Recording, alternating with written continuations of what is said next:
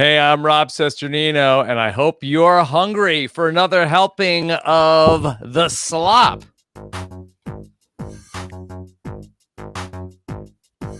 If you watch BB for the strategy, this is not the place for you to be. So let's have fun, let's get messy. Throw on your unitard and come with me. Welcome to the slop. Now let's get sloppy. Let's get sloppy. Yes, once again, thanks to Will from America for the theme song to The Slop. And I'm very excited to welcome this man to The Slop for the first time. Here he is, the king of Twitter, the great Chappelle. Chappelle, how are you? I'm good. Thank you for maybe I guess he Akiva listens to this show. maybe not. Thanks to Akiva for crowning me the king of Twitter, and then also indicating on our last podcast that I couldn't get more Twitter likes than anybody else on the podcast. Mm-hmm. But yeah, I'm very happy to be here on the slop. I came from Two Men's Trash was the last time I was on, and now I'm on the slop. So on Renap, what a weekend! What a big 3-day weekend. A very sloppy, trashy weekend for your boy, but I'm here. They said, "Who's on the slop?" And I said, "It's me." So here I am. Okay. All right, Chappelle, happy to have you back here with us. That we're going to talk with Scott Yaeger from the Challenge Mania podcast. He's going to be calling in about 30 minutes, so we'll check in with him. Chappelle, how you doing today? I'm good.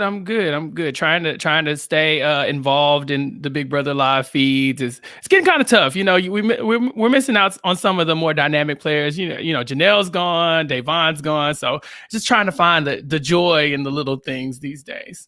How you feeling about the triple eviction?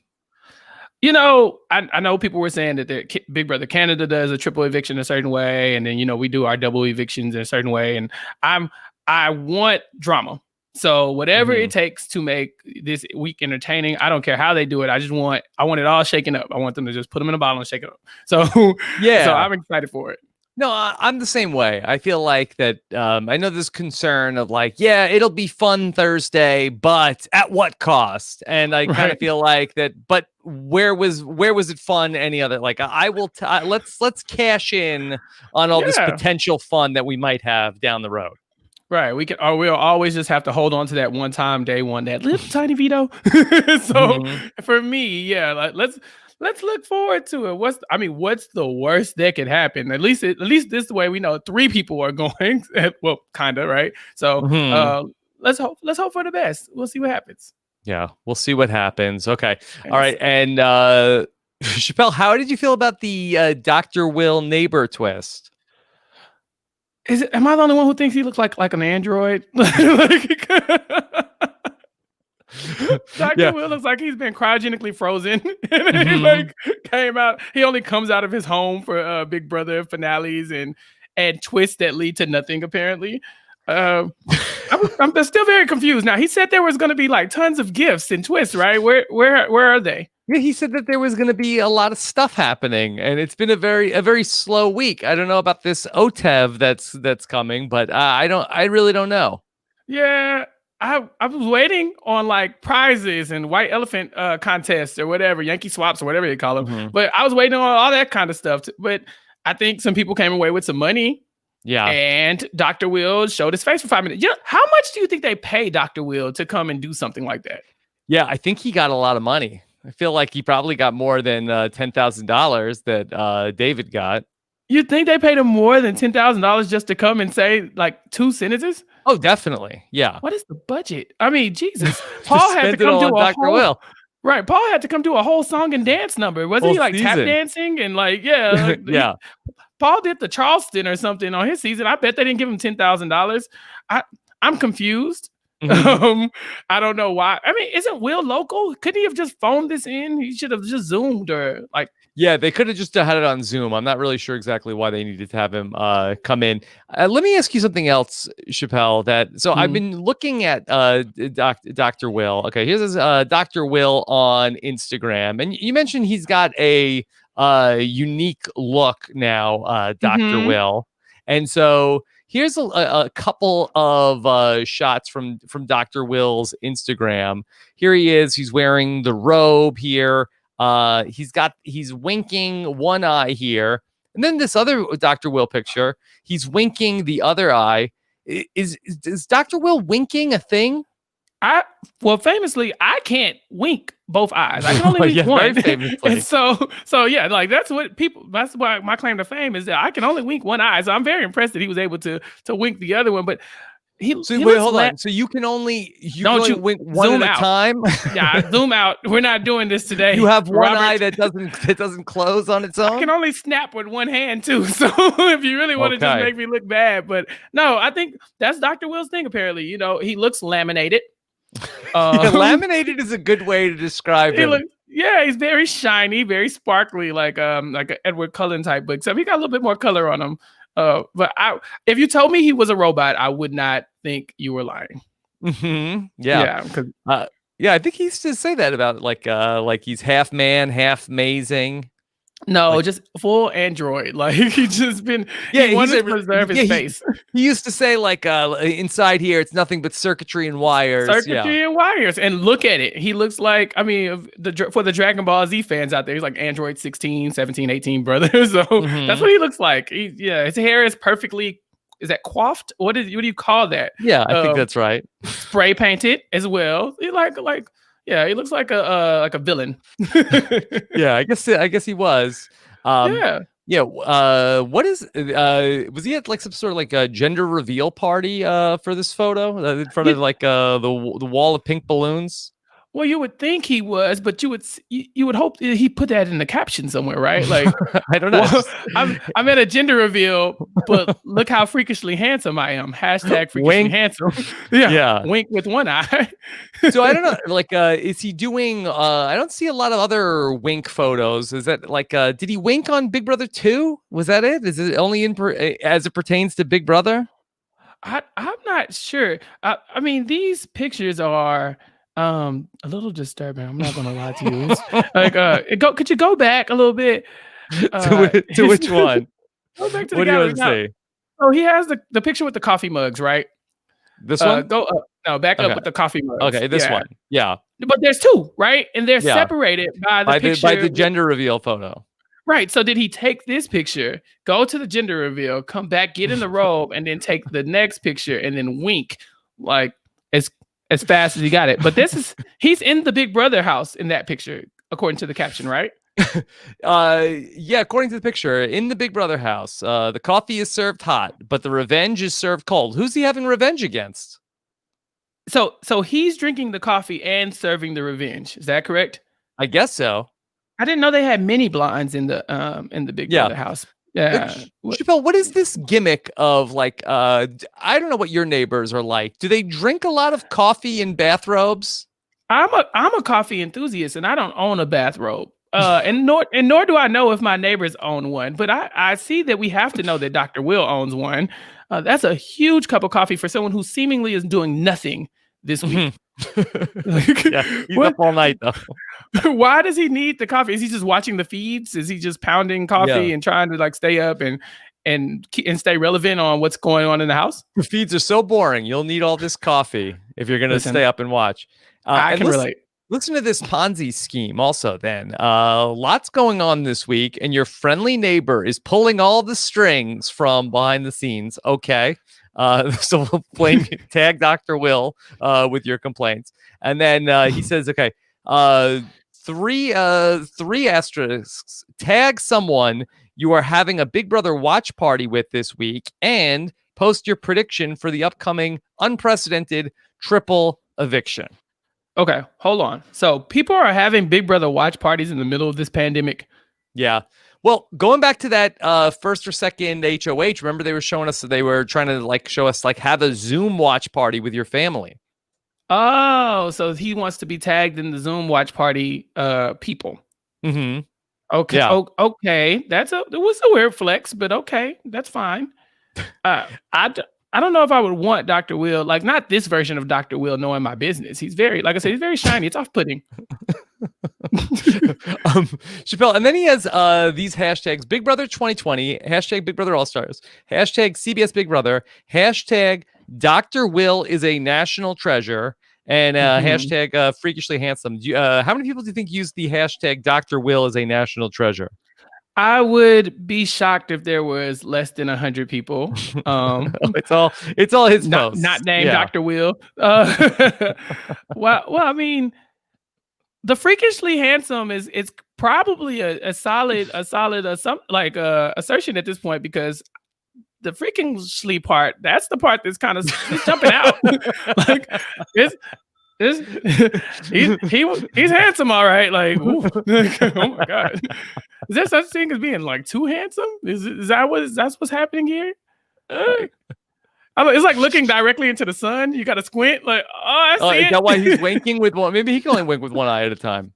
He's looking in his FaceTime mirror, so he sees his reflection. He's like, I'm freaking handsome. Like, oh no, I think Dr. Will is freakishly handsome as well. I will say that. I don't want to anger the Dr. Will stans, but I think that if that's what he wants to go with, I agree. Okay. All right. We like to start off here on the slop in the end zone. We're talking about Enzo, and we haven't had a ton of Enzo stuff over these last couple of weeks, but I've got an Enzo clip, which is pretty wild. Going back to Enzo is thirsty, Chappelle. And he's so thirsty because he has been in the proverbial desert for months. Oh, for months. Yes. Okay, so before Big Brother? Before Big Brother, yes. Oh my god. And so Enzo has a interesting turn of phrase that he's going to use to describe his current needs right now. And I will say that parental discretion is advised. Dominic will not be doing an ad here in the next couple of moments. Okay. Well, let's get into it. Yes. Okay. Here's Enzo talking about the current state of Enzo.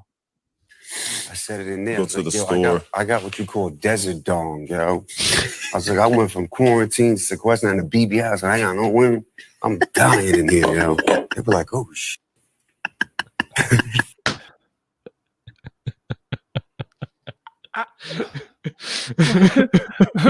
Excuse me. Yes. Desert.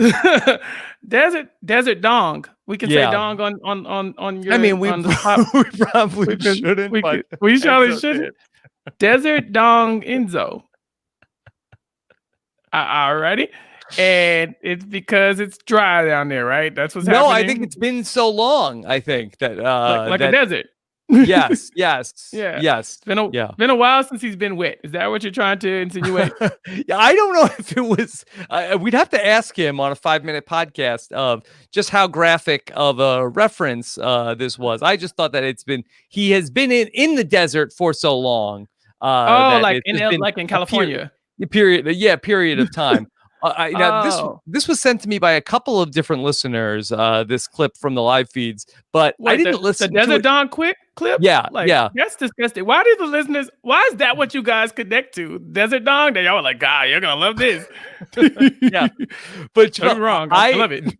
That my illiteracy is at work here, because up until today, I thought that this clip was going to be about his dessert. His dessert. Dessert. Is his dessert? No, I know. I thought I was reading until I heard him say, yeah. I was like, I can't wait to hear about this. It's a snack. Yes, it's like after dinner, you'll be treated to dessert. Yeah. No, it's the snack that smiles back. Enzo has been so lonely that he's in the desert. He's in the dessert dong. No, we're switching it. It's not desert anymore. It's dessert dong for the sake of the podcast. Yeah. Dessert. How do you think Enzo's going to do after the show, Chappelle? Do you think that Enzo is going to meet a lot of women after Big Brother? Oh, yeah, because he's going to win it all. So Enzo's going to have the money. And so that's going to open up some doors. Yeah. And then he'll be able to give his dessert to whomever wants to eat it. It's interesting because so the first time Enzo played, he was married when he went on Big Brother, and now I forgot that. Yeah, so now he is, as Big Jeff would say, single and ready to mingle. That we don't really see a lot of people who are, in their 40s who then are single coming off the show and then on the prowl. Yeah, and then he's gonna come. He's a seasoned person, so he's got a new demographic that he can reach with the Big Brother fans. Ranging from 18 to 23. Just brace yourself for a world of it's November. You're on the Big Brother Reddit. Hey, I just matched with Enzo on Tinder. Enzo just sent me this dessert pic. Just a snack. He's gonna be out there, yo. Yeah. The Vincenzo's treats is what it's gonna be packaged as. It's gonna. Could you imagine though, oh my God, somebody just like some poor unsuspecting person is going to match with Enzo and she's going to be, fresh out of college thinking he's a normal human being, only to find out that he's damaged by 2 seasons of Big Brother and that a lot of his personal business is already online, including his, his dry dick. We can't say, donk. I'm sorry. Yeah. Chappelle. Imagine if he wins also. Yeah. If he wins, then he has the money. Then you could keep that dong wet and not dry. Not deserted. Yeah, like a desert. It won't be deserted. Yeah, that's right. And now, worst case scenario, he gets out and we go directly back into full quarantine, and then he has to sit. Not only does he have to sit on his money because nothing's open, but he also can't go find any prospects for his wettening. Speaking of Enzo's money, that I know some people wanted to hear you weigh in on what Enzo would do with this 10K if he ended up being the winner. Let me play this clip from last night where Enzo was talking about if he won the 10K that David got. Gotcha. That was 10K.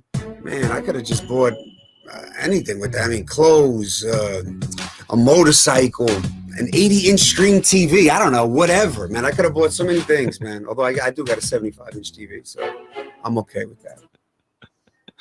Why does Enzo need such a big TV? Well, listen, you and I both can relate to liking television a lot, so I can see why you would need a big TV. I just want to know why $10,000 would be your catalyst to get 5 more inches. like he has a 75-inch and he's like, well, I got an 80-inch, now I got this 10K. I can splurge a little bit. Like, sir, and is that in the running versus the motorcycle? Rob, how much do motorcycles normally go for? Is $10,000 like a steal, or is this Are you asking a down me? payment? Do I look like the kind of guy that knows what a motorcycle costs, Chappelle? I trust Enzo, but apparently, according to him, $10,000 only going to buy him an 80-inch TV and some clothes. So I don't know who's the motorcycle aficionado here who has the inside scoop. But as far as I know, with $10,000, you could do a lot better than an 80-inch TV, couldn't you? That's it? That's what you want to shoot for?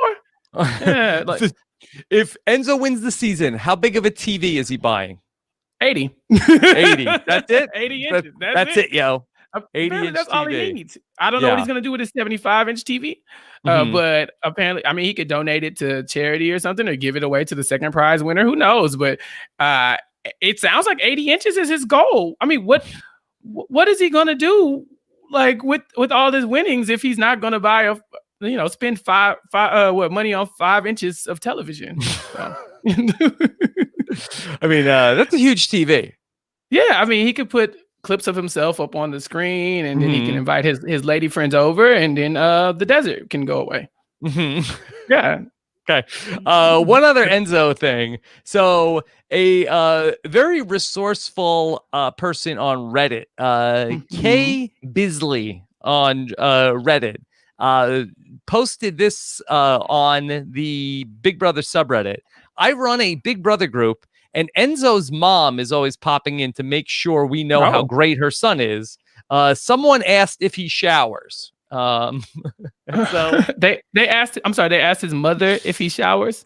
I think that this was a thing last week. I know Taryn said that this was not something that that he feels like that this happens to somebody every season, that the live feeders wonder if somebody showers after somebody makes a comment. And so a user said, I think he's self-conscious about his hair loss. That's why he wears the hats and head wraps. And Enzo's mom said, not true. Wrong. Should be like, not true. Wrong again, yo. Enzo has hair. He is a good-looking and attractive person, yo. Wait, so she's telling us that we don't see that he's bald. Like we're wrong. Who would we believe, her or our lying eyes? So a commenter said he's self-conscious about his hair loss, and so he wears head wraps. And Mama Enzo says it's not true. Wrong again. Enzo has hair. He is a good-looking and attractive person. I mean, he might be, but we've seen his head, right? We know he doesn't have the hair. Like, did she not? He's doing it by choice, maybe. Oh, so maybe he's he shaves shaving his head and then covering it with the head wrap. See, because I wear a do-rag, but that's because I have hair under here and I don't want people to see it. But like, I'm not bald. Same thing. The same thing Enzo's doing then. But I've seen, like I said, I've seen it. I've seen the lack of hair and the hair. Like there's like a combination of hair and not hair on Enzo's head. So for his mom to say that he's not bald, maybe she meant he has hair everywhere, like on his back. Like on his back, Enzo, that's what she meant. She meant, hey, he has hair on his back, and he's a very attractive individual. He's not self-conscious. So she was answering 3 different questions at once. She wasn't telling us, to believe her over our own eyes. She also said Enzo is unique for his ways. He is a character. This is fair. Where's the lie? Thank you, Mom. Thank you, Mom. Don't you love moms? They just can pop in on Reddit and not be the most embarrassing person ever. Like, listen, when I'm in my 40s, hopefully my mom is, going and telling everybody to be nice to me in whatever venue I'm in. Hopefully she'll get in the comments on this one. Spoiler alert, she won't. But if she cared enough about me, she could get in the comments and tell you guys to stop being mean. Yeah, that would be great, Chappelle, if my mom could sort of mix it up with people on Twitter that are talking about how RHAP sucks, and then right back to the contestants that don't like the podcast and all those things. That would be wonderful. You'd be like the new Marshawn Lynch. You remember when his mom was like yelling at the Seahawks, like, "What are you doing? He's on the 1 yard line. You run the ball." Like, yes, that's what we need. We all need a good mom like Enzo's to just come and line everybody up. Yes, a momager. That would be great. Taryn doesn't want us to have any fun, Rob. We get it. Yeah, we get it. They showered, sure. And every year we deal with this. But Taryn, if we say they don't shower, we say they don't shower. God, it'll be okay. Like, who are you? Enzo's mom? Why are you looking out for Enzo so tough, Taryn? He's like a newscaster of in terms of like that he has to, he gives it to you straight every day. Right. Nothing but the facts. We get it, Taryn. Like give it a rest. Real quick, you brought up Marshawn Lynch just as a segue to get into sports. Way back when, do you remember when there was the mornings with Memphis? Yeah, the early morning Memphis show when he would just talk to whoever else was old enough to be up in the morning, because Memphis goes to sleep at like 7:30 p.m. Yeah, way back when. Remember this? Welcome to Mornings with Memphis. So, on Mornings with Memphis made a bunch of predictions about what was going on in the world, and they kept giving him the buzzer of like, right. Memphis, you don't know anything. You don't know anything about the world. Well, listen to this. How freakish will this be if one of Memphis's predictions ends up coming true? This was from September 2nd. Here is Memphis's prediction for what's happening in the world of sports. LeBron James and the LA Lakers come up short. A loss to the Miami Heat. Okay. Well, Memphis, I mean, we know he's from Florida, so he's probably a Heat fan. So he's probably hoping that this happens, but it could happen, right? Memphis could be, he could have some foresight into the future and see that LeBron is about to go up against his toughest competitor yet, Jimmy Butler, and the people who just struggle with the Celtics. And so if the Heat knock off the Lakers, does this mean Memphis will win the season? No, I think this is the end of his luck. I think if he gets that one, you can't have too many nice things. Yeah. not in 2020. So you have to sell your soul to get LeBron James to lose to the Heat this time. So you don't get to win Big Brother as well. I mean, Okay. you get to go out in second with no votes. So something familiar that you can latch on to. Oh, so if the Heat gets swept, that will be pulling a Memphis. Yeah, we could call it pulling a Memphis. They got Memphis. Yeah. They got Memphis. Well, didn't get a game. Okay. Yeah.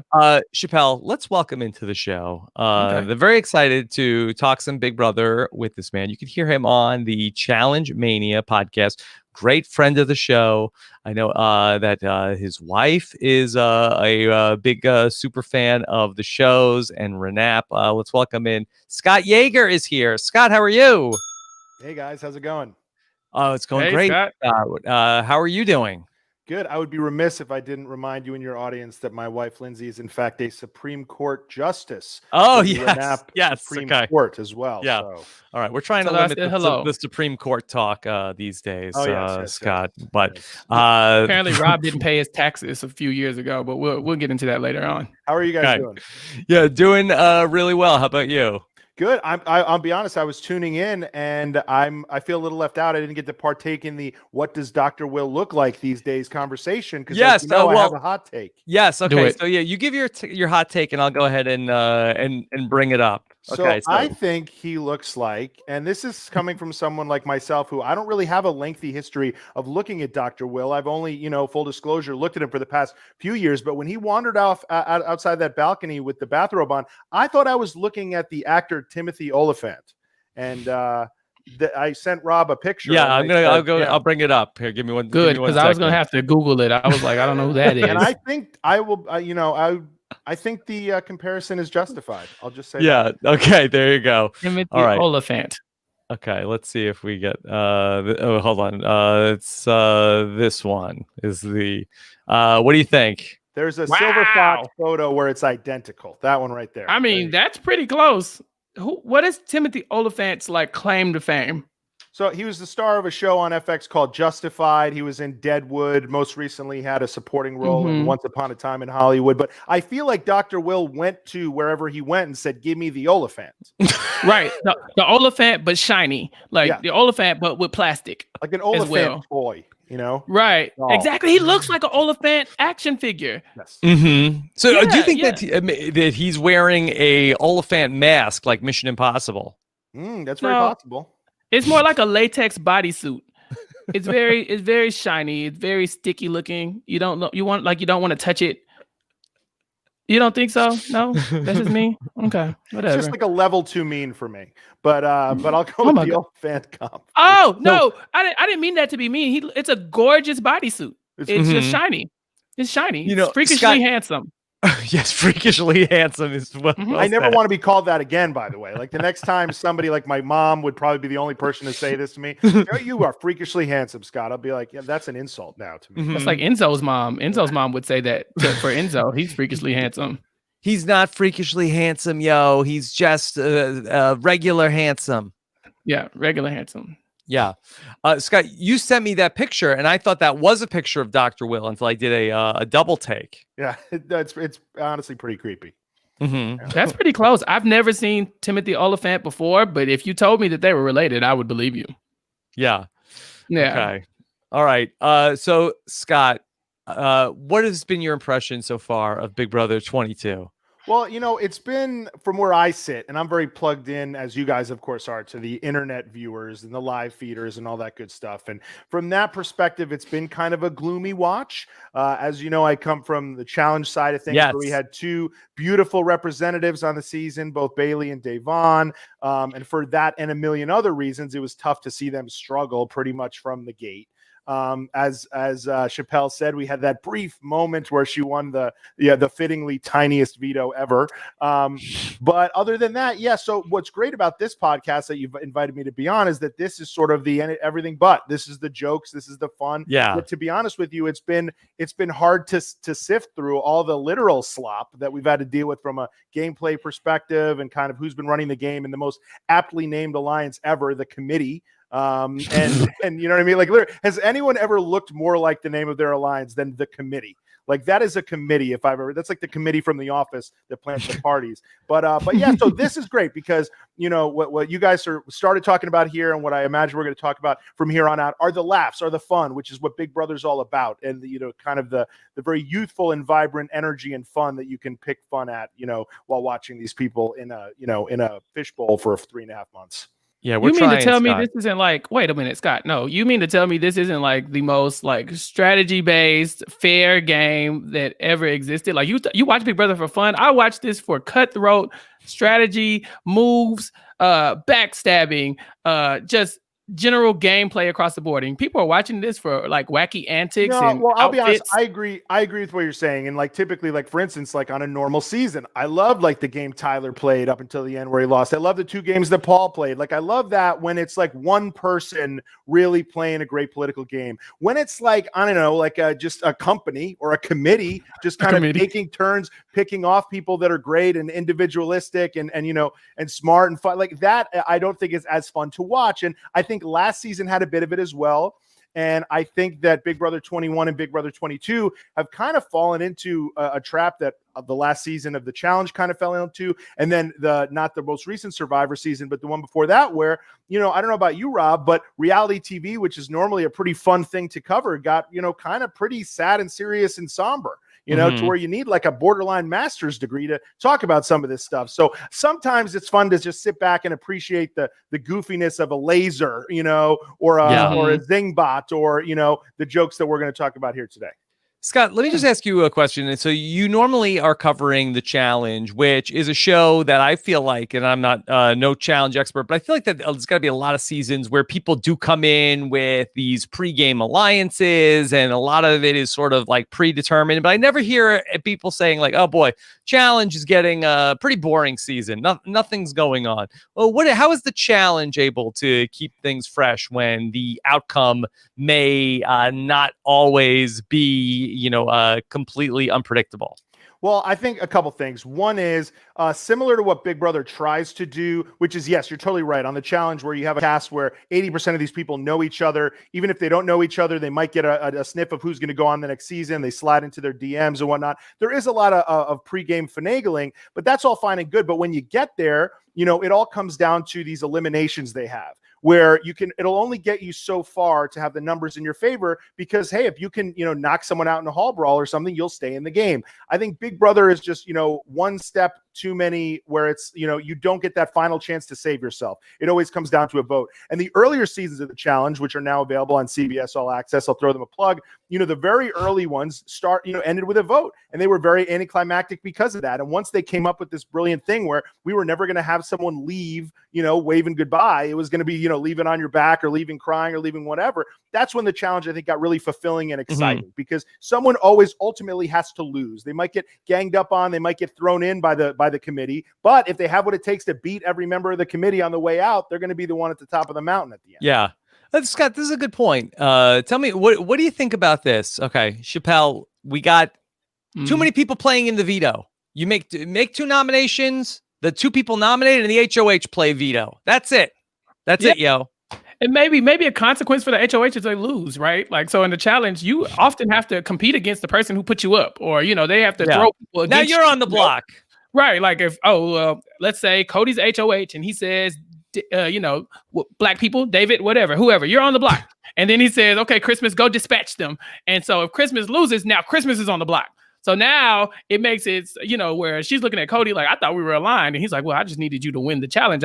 You won a foot race with a broken leg. I thought you could, you know, do this. And so I think that might add some incentive to you want to play a little bit harder. So you don't end up that person that, you know, that brawler that has to go out and beat everybody. Yeah, because Scott, we got too many people in this big alliance, and then you're stacking the veto. It's like, you know, you got like 5 people from the big alliance and the 1 person, or 4 people from the big alliance and the 2 nominees on the block for the given week.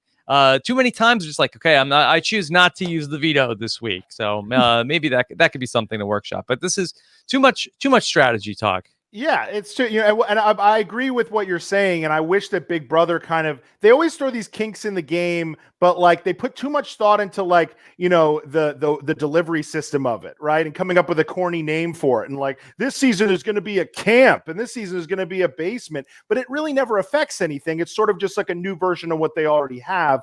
I would love if like for a season, if like you said, if it was just one-on-one, the person on the, the people on the block versus the head of household, maybe 2-on-1, whatever, or they implemented, smaller comps throughout, or if you were the person who survived the block, you're immune for the next week, things like that, because little wrinkles like that affect the challenge as well, where this last season they had it where you had to go into an elimination to have a ticket to the final. They've had it in the past where if you survive an elimination, you have immunity the next week, which of course takes away the, like, the phrase everyone uses, I don't want to get blood on my hands. It's like once you've thrown in Kevin a million times, you don't even have to be a bad person to want to throw in Kevin. It's just the easy thing to do. And they don't have the internet yelling at him like, look at the optics of this, guys, move on, because all they do is see the strategy in it. And I agree that if in your inner vacuum, there's no reason to not just keep throwing the same bottom people in. There's got to be you have to come up with a thing season long, not just 1 week, that makes that a problem for the people who implement that strategy, in my opinion. Okay. Scott, you have seen across your time covering the challenge many seasons of a Calafiore competing on the challenge. I am wondering what you have thought about the other Calafiore in terms of Cody Calafiore. How do you think that he has been? How do you think that he has been faring so far in this season? I mean, look, he's been playing ever since the first minute of the first episode, a perfect game. And he wins that first head of household and now has won a big one here.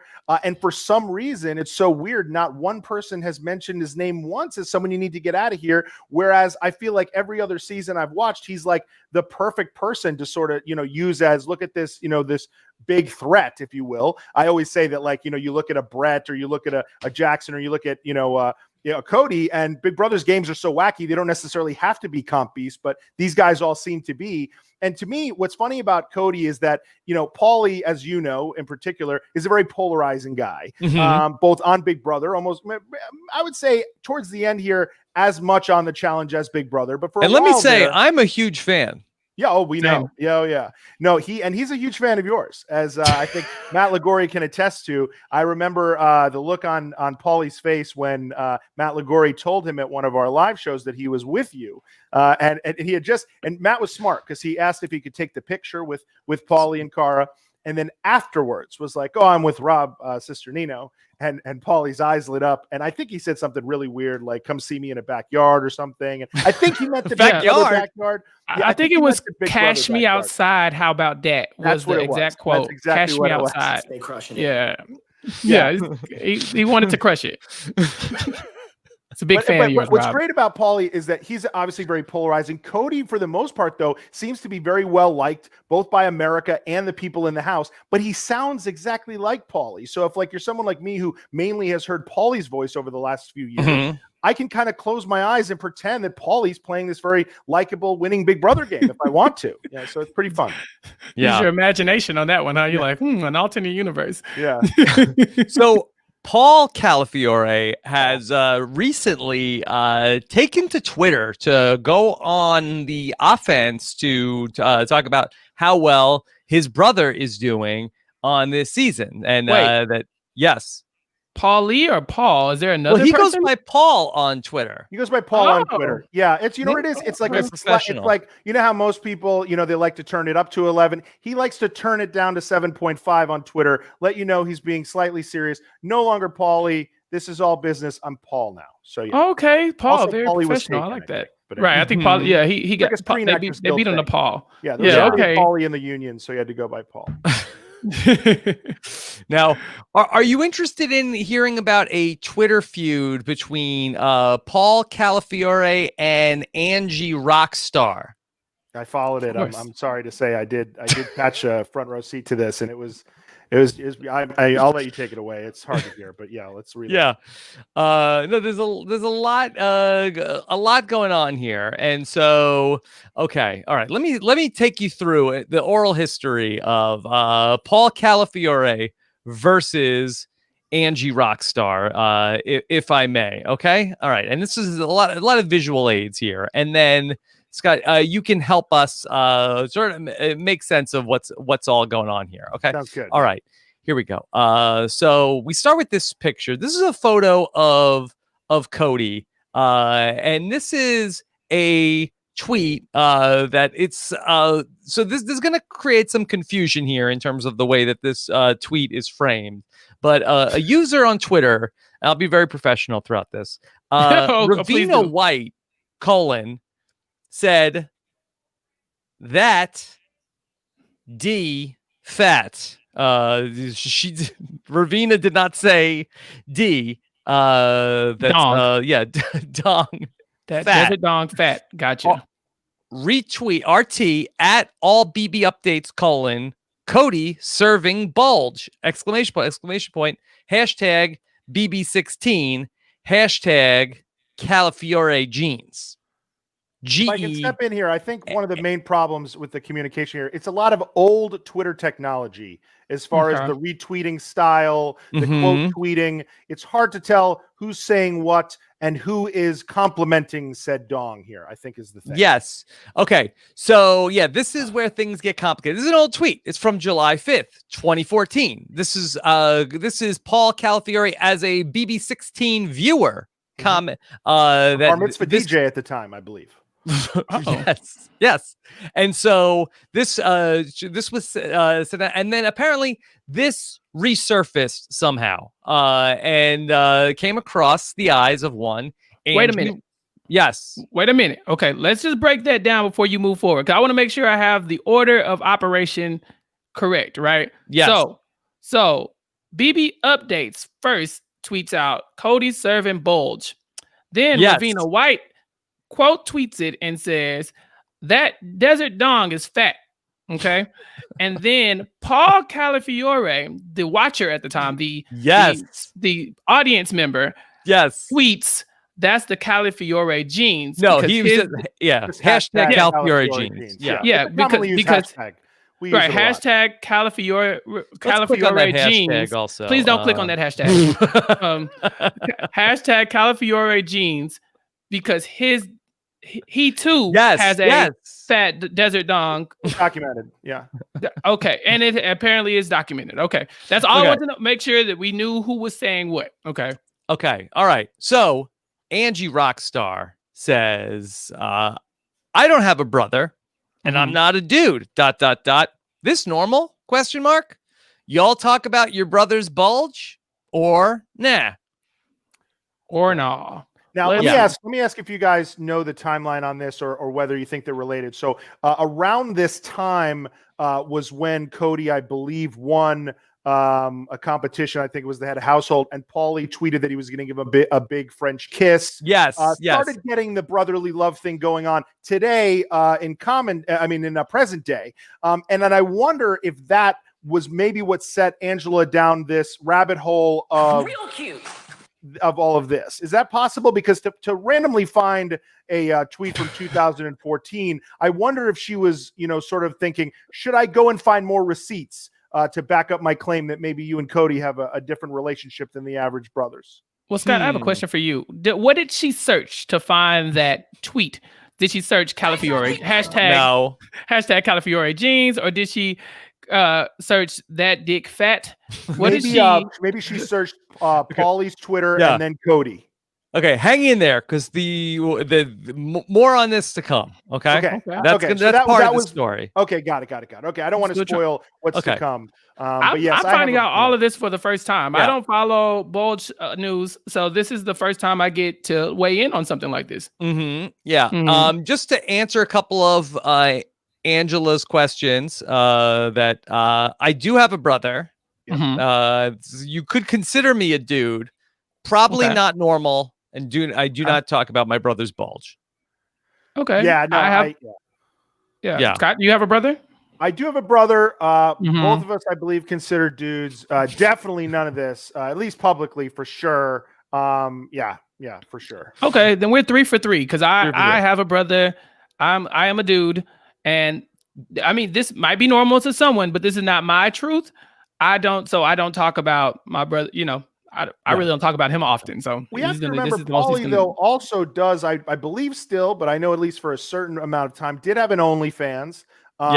The Calafiore jeans and the bulge, I believe is what they're referring to it as, is a part of that marketing process. So, you know, it's one of those things where it's kind of, you know, you're throwing it out there. Hey, this is something you might want to invest in. I'm a part of this gene pool where we offer a good product here at this is marketing. Okay. Yeah, So, you know, by the way, so again, maybe puts him in a separate category of person. I would never probably have an OnlyFans to begin with, you know, for a variety of reasons. But you know, confidence in that area being one of them. You know, I don't think I'd be willing to tell people, hey, you're definitely going to be satisfied in this regard.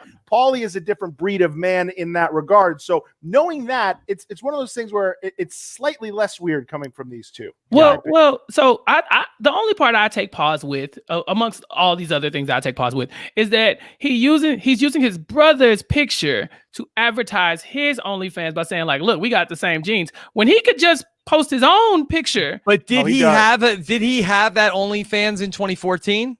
No, I think what I'm doing is kind of reverse engineering logic to say that Pauly has what they call BDE, as does Mr. Cody Calafiore, as you guys call them. And I think that's a different breed of person. What comes with the BDE is the bravado. Big Derek energy? Is that what it is? Big Derek energy, I believe is what it is. No, he's a cop. So it's one of those things where, you know, and this is a term that I think is pretty recent. I think I've heard it in the last 5 years or so, but it's one of those things where with Pauly, I used to refer to it as kind of irrational confidence, right? He's one of those guys who, I mean, look, he can come in 11th on Big Brother, but still come out of it talking like he had the best game in the world.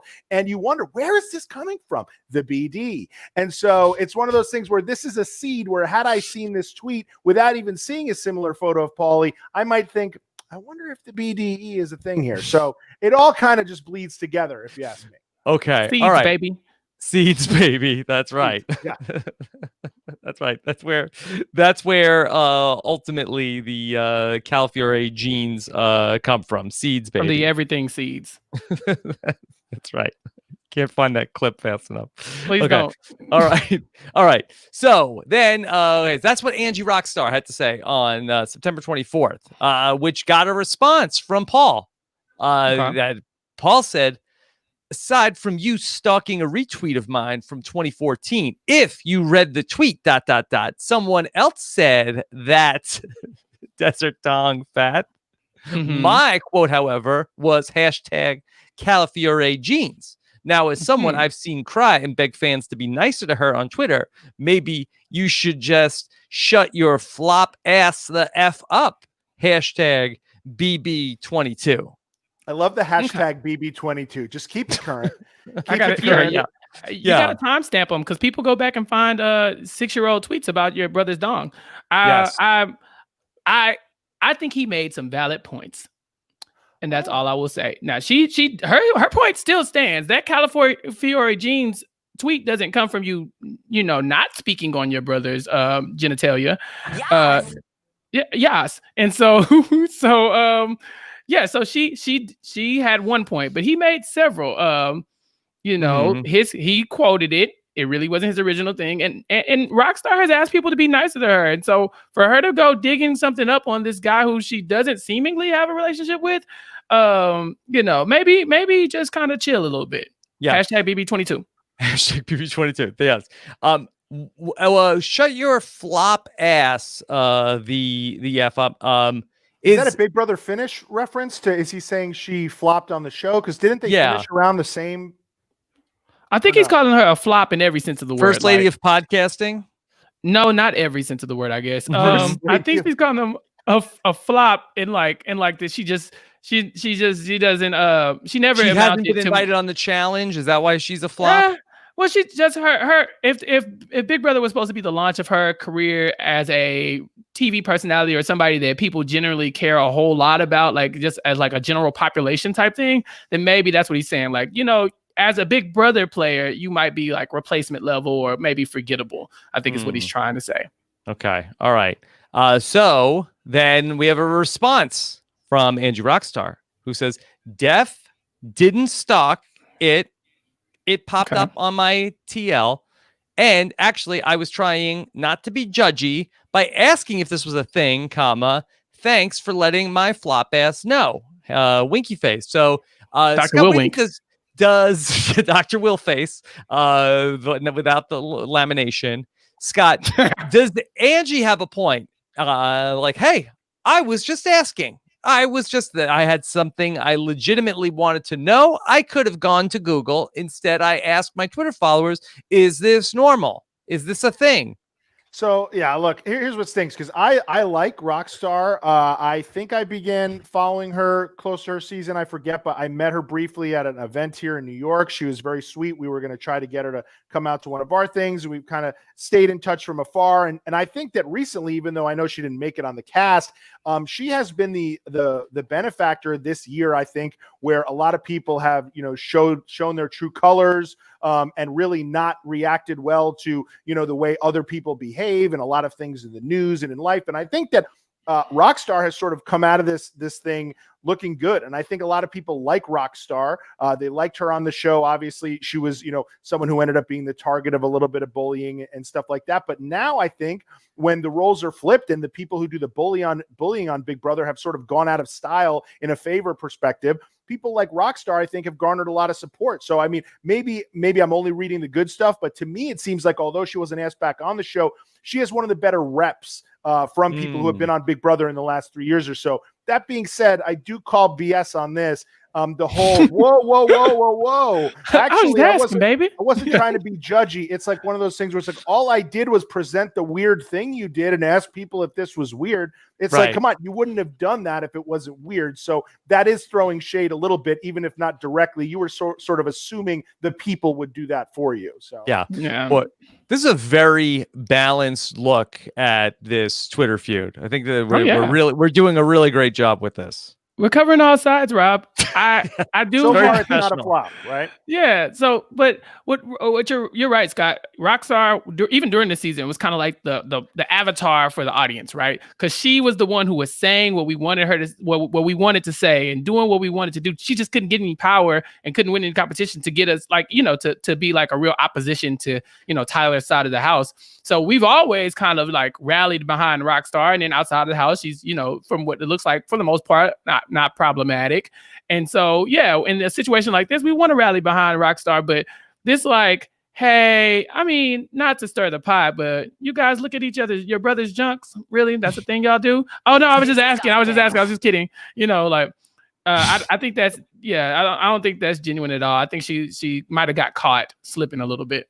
I do buy, I'll say this, that it popped up on her timeline in the sense that I'm sure, as I mentioned, Paulie's been very affectionate towards his brother this season with the rallying stuff. You guys know better than anyone that Big Brother fans, they keep this stuff in their back pocket. And so they've been waiting to repurpose this Paulie tweet for 6 years. They had it locked and loaded. As soon as Cody got back on the show, their Oppo research. We'll be able to use that Jeans tweet again. So I buy that somebody tagged her in it and she wasn't fishing for it. I'll give her that. Okay. Someone had it in the tuck. They just had it. They had it in the little pocket, ready to unleash. Ready to go. Okay. Yeah. So Paul is going to respond. It popped up on my timeline. Yeah, because usually flops have to follow a lot of fan accounts to keep up on what to say to stay relevant. Once again, if you're going to cry about online bullying, don't perpetuate it via stuff popping up on your timeline, Dr. Willface. Yes. Again, valid points. Scott, what do you think? Brilliant use of capitalization here. I think that, whether you're, writing your name on the side of a building or it's, sort of a creative way of writing a band's name or something. I feel like that's how I always write the band Korn with the capital R in the middle there. I think no matter what his intention was, I read that sentence as if it was Rockstar, and he really nailed that. I will say I can feel what Paulie's doing here, which is, and he's not the first person to do it. I've seen this quite a bit where someone begins to chastise someone who is anti-bullying and then refer to something that they did as a form of bullying. I'm someone who always says that, okay, that's fine, but I think the world's it would be a better place if people who occasionally do drop the ball are also anti-bullying. I don't think you need to throw in the towel and be pro-bullying just because you have an issue with one Paulie tweet. So I can see where this is going here. And as I think we're going to find out in a little bit, it gets a lot worse. So it gets worse than this? Yeah. Chappelle, do you think that there's a code here to unravel in the capitalization that Paulie uses for it popped up on my timeline? I mean, it starts with the capital I, then it goes PPE. So maybe there's some sort of a message there. Capital U in up, capital O in on, capital M in my, and then every other word in timeline. No. I don't think I really looked at it for a second. I thought like, okay, let's try to make something funny to say out of this. Listen, that was nothing. Hey, that's a popular SpongeBob meme, with the capital letters all, and then of course Corn does that R in the middle. So it's been used before. But I think Scott's right. I think this person, Paul is like, hey, like you say you're anti-bullying, so stop bullying. It's a stretch. But I'm sure she's still anti-bullying. I just think she's just having a personal moment. Bullying we're talking about. Like you don't see people on the news being like, there's a real problem here with people bullying people for shining a light on them and their brother's well-endowedness. We need to stop this. Kids are coming home from high school every day depressed and sad because their schoolmates are saying, man, you and your brother, you've got great genes and we're sick of it. Like, this is, I don't know, Paulie, this is a bit of and I've seen him do this before because it's very common in the reality TV realm here for people to be very outspoken about being anti-bullying, but then of course your reality stars. So there's going to be a hypocrisy from time to time. Yeah, but maybe isn't it time? Maybe we should shine a light on this. Of that, maybe there are Cody's genes. Yeah, there are a lot of brothers out there that are proud of how well endowed their brother is, and would like to, maybe they want to talk about it, but for fear of bullying, they're not sharing these photos. Rob, start a poll. On your There's a joke Twitter in there account. Somewhere. Yeah, start a poll, a long poll. Do I get to send one tweet to Akiva's account? Yes, do that from Akiva's account. Start a long poll asking how many siblings want to weigh in, or do they feel like they have been unnecessarily targeted or mistreated because of their genetics? Because see, Cody has famously said that he gets treated differently because he looks a certain way. And if he didn't look like himself, no one would be, objectifying him online and talking about him and his brother's BDE. Yeah. So he might have a point. I love when people say that. Like, that's the one thing you can fix. Like, if you're too attractive, like, I'm pretty sure if you gave it a 6-month go, you could be unattractive. Like, that is something you can change. I have very little sympathy for the people who are typecast or mistreated because they are extremely good looking. I'm sorry. That's the one thing. Yeah. They could always give it up. Scott, you're right. They let's say tomorrow, like Cody's like, I'm sick of this. I'm tired of this. I can't even play Big Brother without people talking about how beautiful I am and how big my brother's dong is. So I have to go and get a dong reduction. And so like Cody gets out the house, get a dong reduction, posts the same type of pictures, kind of lets himself go for 6 or 7 months. And then he gets to know how it feels to not be Cody Calafiore and not have those Calafiore genes on display like that on Twitter. He won't have to worry about Rockstar anymore. There's also a wide variety of outer garments that you could wear that would properly disguise the jeans. In fact, jeans are a good option. I think we've talked about they're pretty good. Yeah, he could wear jeans. His brother could also stop displaying himself on an OnlyFans, and then you could say, well, they're siblings, but we don't know what their jeans look like because they wear jeans, in public. I think Paulie needs to be, here's what I'll say, right? And I think it's cute that he's so supportive of his brother. And I think it's borderline funny that he goes, you're right. I think it's borderline funny that he goes a step beyond just like positive reinforcement and gets a little bit creepy and sexual. And I think that's interesting and funny. But then, Paulie, you got to be aware that people are going to laugh at it or at least question it a tad. But I think this is the desired result. He knows that this is how people are going to react on Twitter, and which is why I think he gets. He's like a wrestling villain, which I think that's why I think he is. Well, he knows he's that. He's told me that he knows that he's a heel. And that's why I think, though, he does go a little 80s heelish here with this next round of insults. Okay. All right. All right. So Angie Rockstar will return serve. She says, you have to follow a lot of fan accounts. I can do that, too. No, I don't have to do stuff but breathe and drink water. I follow them because they are people and I like them. I don't give a F about being relevant. I'm raising kids. It's your tweet. I didn't write it. Crying, laughing emoji. Deep sigh. Now, is she saying this? Is this? I want to understand. Is she saying you have to follow a lot of fan accounts? Or is she saying like, hey, look, you're on Twitter. You have to follow a lot of fan accounts. Okay? No. She's mocking him, mocking her. So he says to her, like, it popped up on my timeline. And she's like, you have to follow a lot of fan accounts. Man. That was her goal. It didn't come off like that, obviously, but it's hard to, to portray sarcasm and snark. Yeah, basically, because he said you have to follow a lot of fan accounts. And she's like, well, I can do that too, man. You're very, very mature, her raising her kids and, doing this. But yeah, she that was her thing. She was mocking him and saying like, oh yeah, I can type sentences with random caps as well. And then she said she don't have to do shit but drink water and breathe, which it's very close to a quote I use sometimes, but it's very similar but not the same. And then she says, I follow them because they're people. So she finds a way to stay in the same, like in the good graces of the fans. She's really good at that. Like, let me come for you, but also tell you that these people are loving individuals. And even though they're talking about your dong, you should respect them as well. And they're just not fan accounts. So yeah, I think they're not just bots. They're people. Well, she also went on, I believe, towards the beginning of the pandemic, or maybe it was closer to the beginning of Big Brother 22 cast kind of getting formalized. I remember watching her go on sort of a following spree and making the days of a lot of her followers where she would return the follow and then she would retweet their reaction. Oh my God, best day ever. Look who followed me, rock star. Now I feel like a rock star, yada, yada, encore.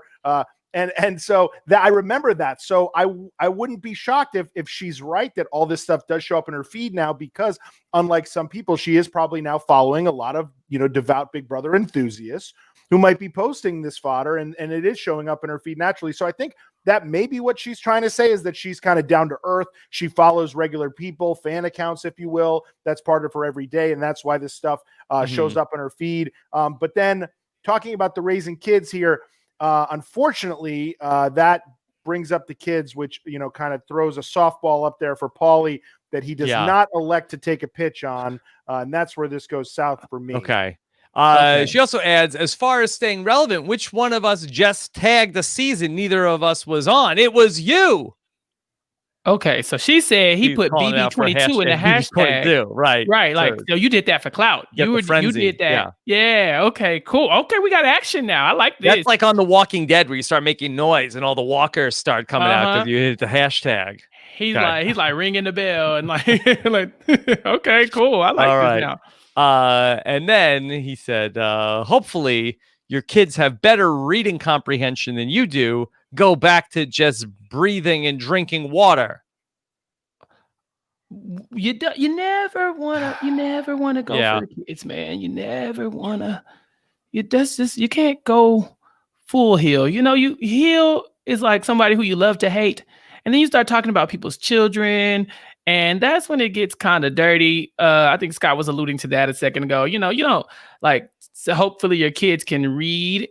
You don't do that to somebody. Yeah. I noticed she had a couple typos in that tweet as well, but it's Twitter. Twitter. People type, especially she's probably trying to return to serve relatively quickly. So she might have misspelled a couple things on accident. So if you're going to go after her literacy, which for me, if I'm having if you're beefing with somebody on Twitter and you talk about the way they spelled something, I really don't give you that much credit. That's not clever. That's just, you pointing out a typo. But if you're going to come for somebody, come for her. She didn't bring, your family members into it. Just don't, you didn't have to bring the kids in. But Scott, as a parent, let me just come out and say, I hope my children have better reading comprehension than I do. Than me and her. Yeah, no, for sure. Well, I'll say this. I've said this for quite some time, though, that since technology has become such a large portion of the way we communicate professionally and officially and whatnot, I've received emails from the heads of television networks that have bad spelling, grammar, etc. And your brain has turned off the thing that says, this person thinks this is how you spell this, or this person thinks this is the right use of this word. It tells you, oh, they did it in the car. and there was an autocorrect. So no longer do I think we need to, give the credence to stuff like this. And so that's why I think it was low-hanging fruit for Paulie to go that route. I mean, look, I'm guilty of this too. I'll post a tweet, I'll catch an error, but I'll be like, it already got 7 likes. Okay, leave it up. So like, I just think that not the best insult. And then when you tie in the kids, it's like, I don't even know that spelling. I mean, think about it. Now that you have, I remember I used to get sent home in 4th grade with an assignment called ABC order. It's like now you literally have a machine that can put things in ABC order. Yeah. Why would they even do that assignment anymore? So I just don't think these skills are no longer are as necessary to point out or to really get right. Good. Yeah. He's like, I bet your kids don't even know how to write in cursive. Yeah. Like, okay. In fairness, the original tweet was difficult to follow. That took a lot of extra examination and detective work on our part. Hey. I don't think Grammarly was going to necessarily tell us there was a problem. Writer, I don't know if you guys are familiar. She always reminded me on the show on Big Brother, just look-wise, of Professor Trelawney from Harry Potter. And I believe she brings with that a little bit of spontaneity. She's her stuff is never going to be very poignant. It's going to be kind of out there. And so, you gotta read through the tea leaves. There's a grain of something that makes sense in some way. Yeah. Shout out to Sybil Trelawney. I didn't know she was going to come up today. I like her. Like that. Angie Rockstar will respond, I have fine reading comprehension. I'm on a podcast literally right now and not looking while I type. Bye, dude. Do we know how we figured out what podcast it was? What a flex. Yeah. Well, now let's be honest, look at the grammar and the punctuation in this tweet. I believe she made it a point not to use a single thing correctly. Almost that's like Enzo's mom on that message board also. This is sort of this is so you now revisionist history look through all these tweets as if she's on a podcast talking or breaking down the X-Files or something and tweeting while she's doing it. And it's brilliant because not even a period here. And how easy would a period have been? And I believe we have the K. So, I mean, look, really smart, I believe, by Rockstar. Have we been able to fact check this? Was there a podcast that dropped within about 2 hours of this featuring Rockstar?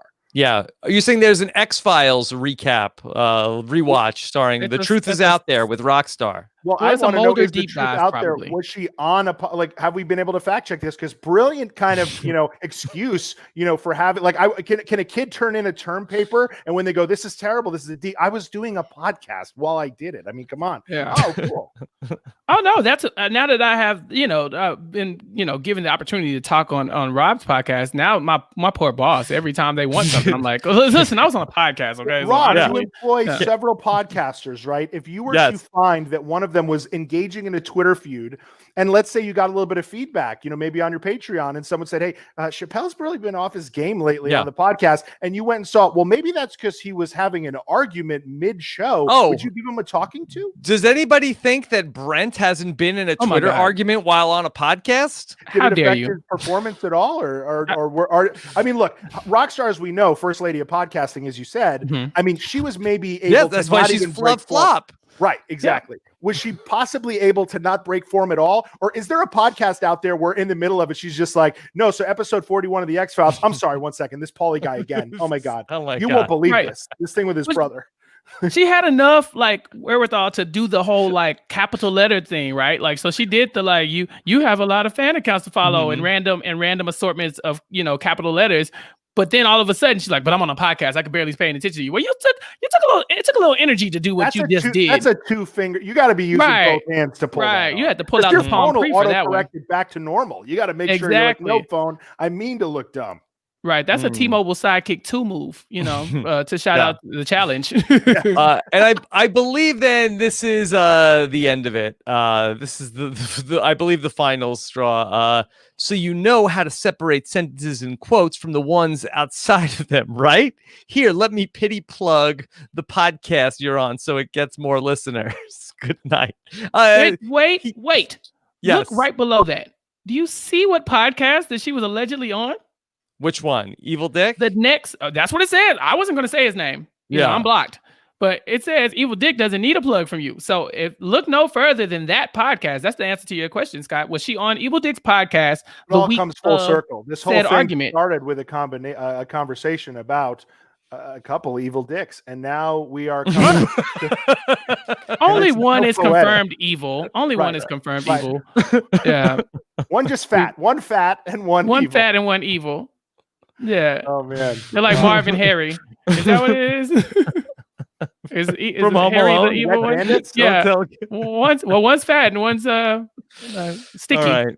So that's the end of Paulie versus Rockstar. Well, that was round entertaining. I actually don't really like reading the Twitter beefs because I want people to be kind to each other. You know, like I might have said that Dr. Will looked like he was latex, but I didn't mean that in a mean way. I do think he's really beautiful. It's just shiny, you know.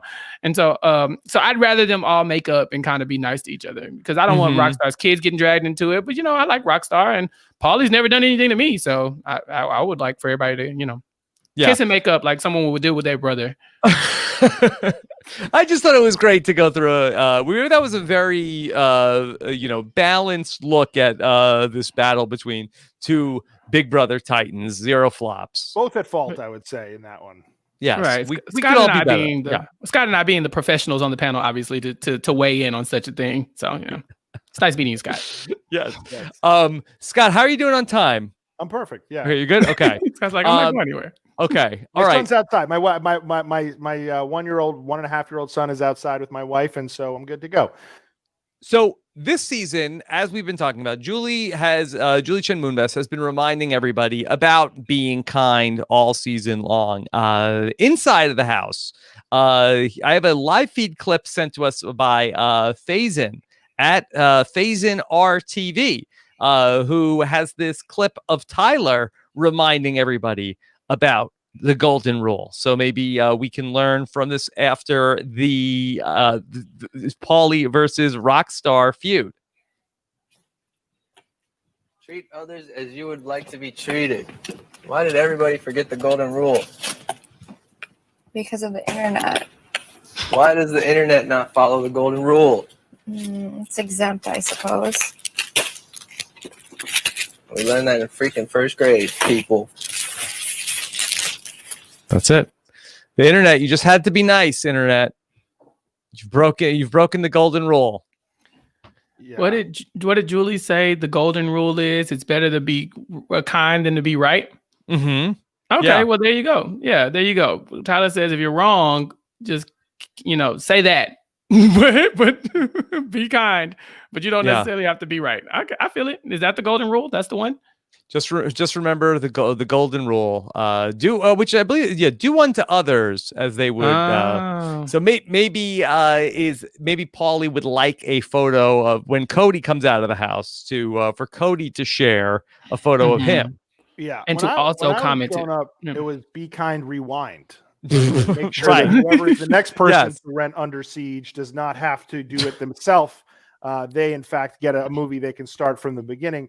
I wonder, and I wonder if someone on your show said this, Rob, is that could this potentially be the callback challenge at the end where they're like, finish the sentence, and it's all these quirky things that Julie said, and then they leave out a word, and you have to figure it out? Or would that just be too boring because they're not funny enough? Because I'm wondering, it's like, why are they shoehorning all these into the end of every episode? And why don't they come up with better ones if that's the goal? So you think that they might do like what the bleep with Julie's you can't do what the end of bleep season? because it's just like I don't know what you would be like with what the bleep. You have to take like a summer's worth of dialogue and find the ones that are really funny when you bleep the one word. And these are honestly just so linear and truthful that it's like you'd be kind would be the only word you could bleep, right? So maybe it's just like a finish the sentence, because I've noticed they started off sort of normal, degree of difficulty not high, and then they get like weird as if like that's not how you would expect the sentence to finish. So are they getting to a point where she's going to be like, the golden rule is you want to be kind, and then it stops and they have to finish it. She's like, oh, the answer was to everyone who tells you good things until you tell them a good thing. And everyone's like, but I didn't remember that because that's like not a slogan. Like where give us that? Week 14. I don't know. I mean, Julie did say famously, do not judge and you will be judged. Yeah. So I like, she likes God, right? Yeah, I love God. You look like the very pretty actress Busy Phillips. Busy Phillips. You remind me of Thelma and Louise. These are very topical references she's been making, and I think if you asked the house guest to finish the sentences, I think it would be a very suspenseful competition where we'd all be wondering what's going to come out of their mouths next. Yeah. Do they, I mean, and the live feeds, I don't know if I never watched them like right after this. Do they ever like get back into the house and they're having their hot cocoa, whatever, and they ever just kind of sit back and say, what was Julie talking about? Thelma Louise? What did she mean? Like, do they ever, or does that stuff just kind of happen so quickly and on the TV that it just goes over all their heads? I think that the producers probably like read them the riot act of like, all right, everybody, and then remember after the live show, we're gonna be these are hot mics. Do not say anything about Julie. Do not say anything about the production in the moments after the live show. Okay, got it. well, they did discuss the Thelma and Louise comment because like she said it and they all just kind of stared at her because one, why did she say that? But also like they couldn't hear her. And so they did talk about that they didn't actually hear the delivery completely of the Thelma and Louise joke, or they would have laughed and agreed with her wholeheartedly.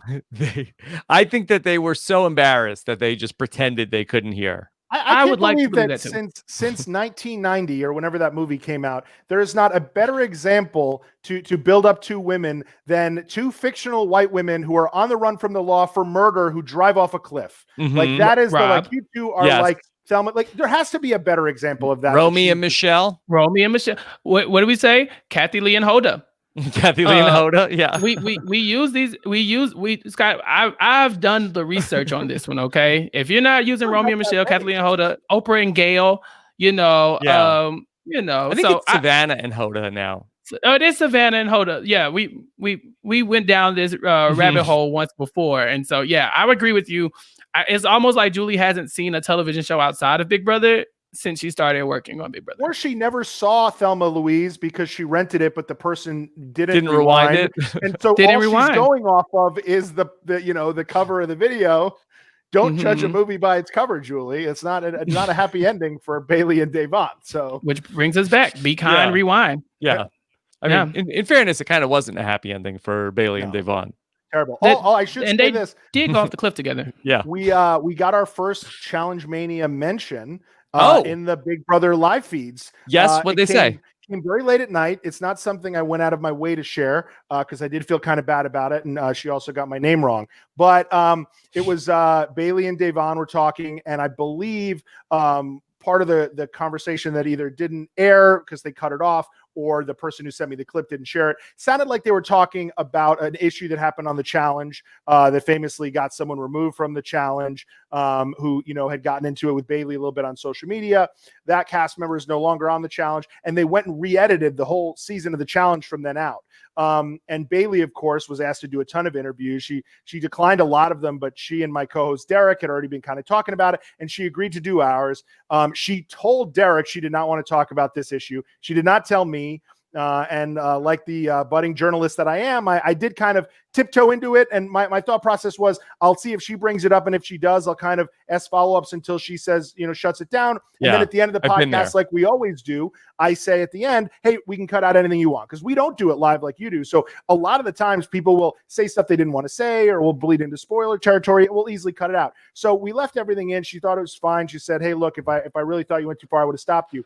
But apparently it really did upset her, because during this clip in the live feeds, she's saying, what she's saying is, I did one interview, Challenge Mania. Shouts to Derek, by the way. Who's the other guy? Mark. And then Devon, who knows me, also goes, yeah, I think it's Mark. And then she goes, yeah. She goes, yeah. But shouts to Derek, by the way. So she kind of gave me the, and I think basically what happened was she ended up, because what happened, she turned down all these big interviews, Us Weekly and Fox News, all that stuff.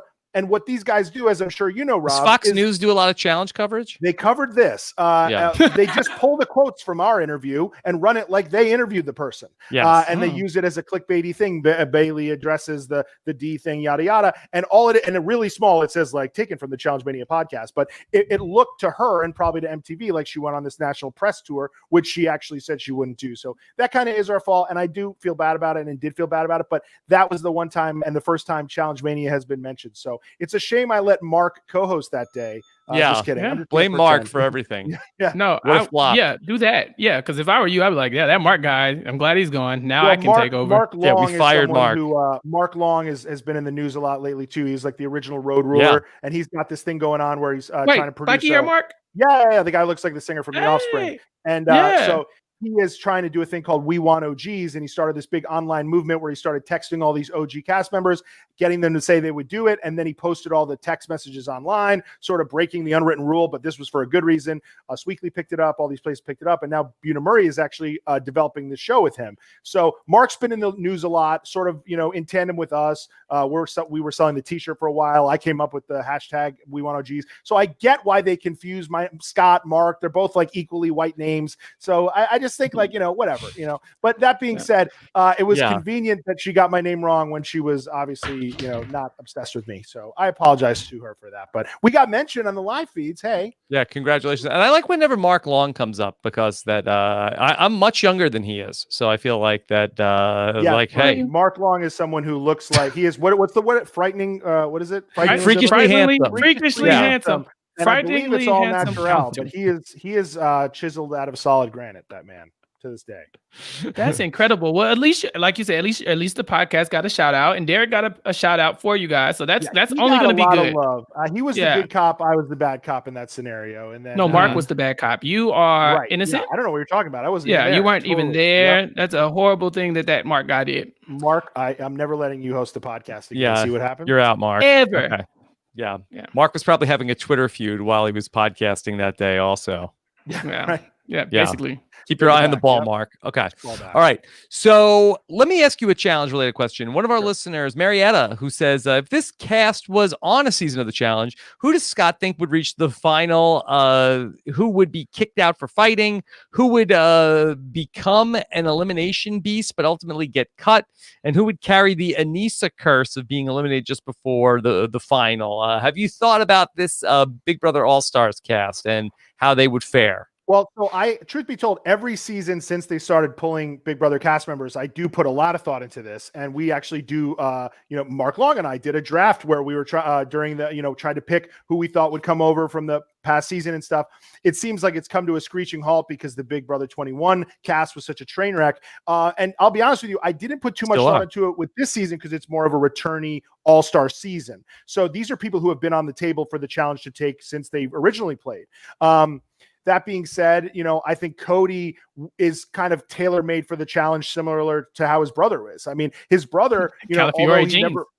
The Calafiore jeans have done very well in the challenge competition-wise.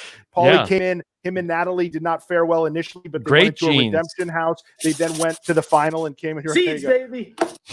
He came in third place, I believe, on his first season, came back, was the last person eliminated before the final his second season. But isn't Cody too boring for the challenge, with all due respect? Yeah, but I could have said the same thing about Fessy, Casey. There's a lot of people who, when they appeared on Big Brother, I didn't necessarily say, oh, Casey, TV Gold, sign her up, then, they translate a little bit better when they're around people that are sort of, as competitive as them. There are, as I said before, it comes down to a head-to-head this, right? So it's like, whether you're throwing someone in or you're going against them, or, I know he's married, but there's a lot of hooking up on the challenge. The conditions recently, they've put maybe Enzo should go on.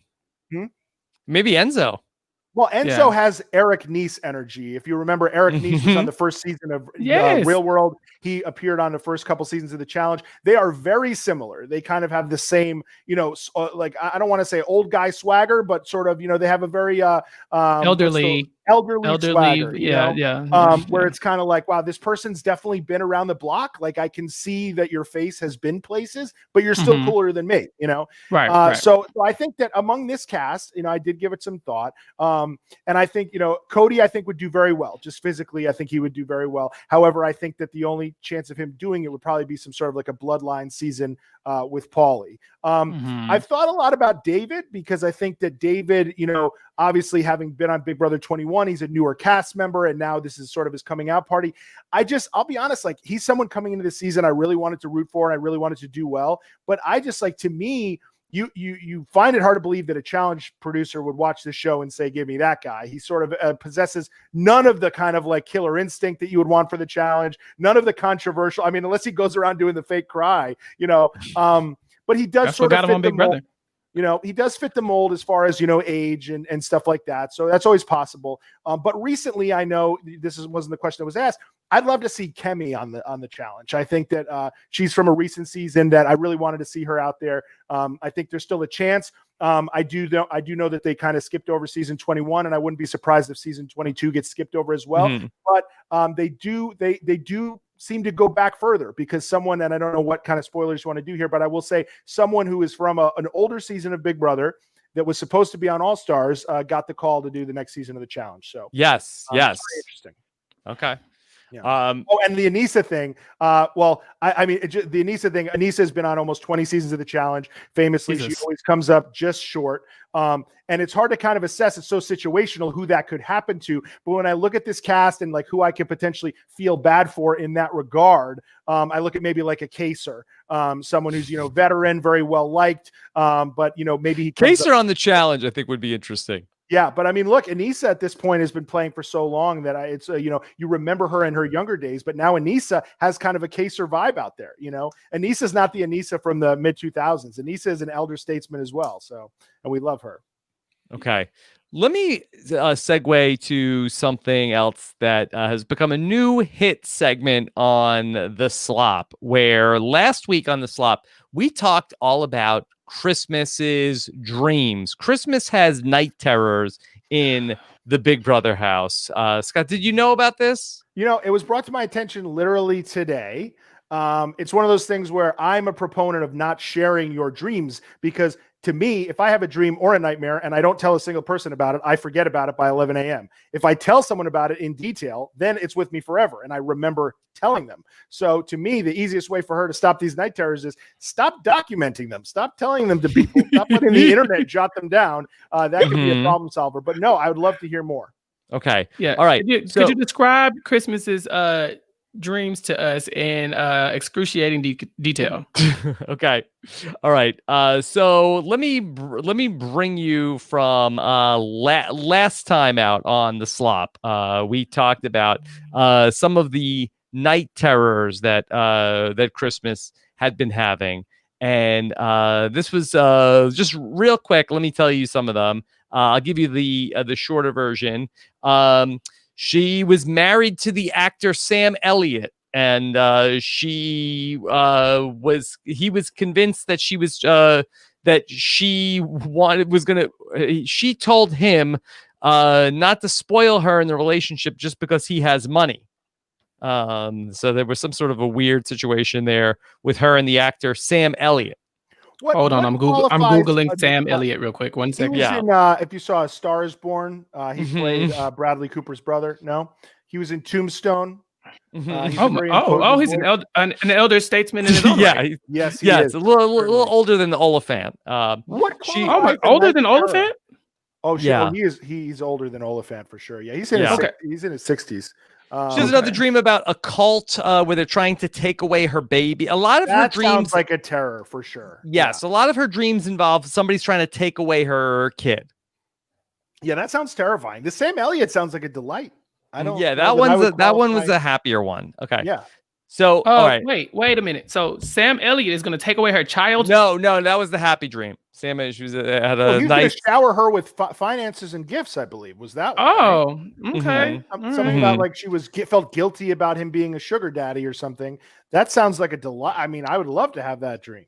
I wonder, does his wife Catherine Ross know anything about? Well, it's a dream. She might not exist.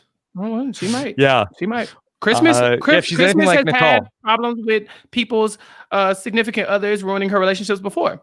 Okay. Baby daddy drama. Has that been reported? Has anybody done any research into that? Allegedly, Christmas had some type of love triangle situation before, so I wouldn't be shocked if Catherine Ross popped up in her night terror. Maybe that's because that's how it became a terror. Okay. So last Christmas, someone gave her their heart, and the very next day she gave it away, or they gave it away. The very next day, she ran them down in a parking lot with an Oldsmobile. Oh yes. Yeah, that's the very next day. She collected the heart and then proceeded to. Oh my God. Yeah. Okay.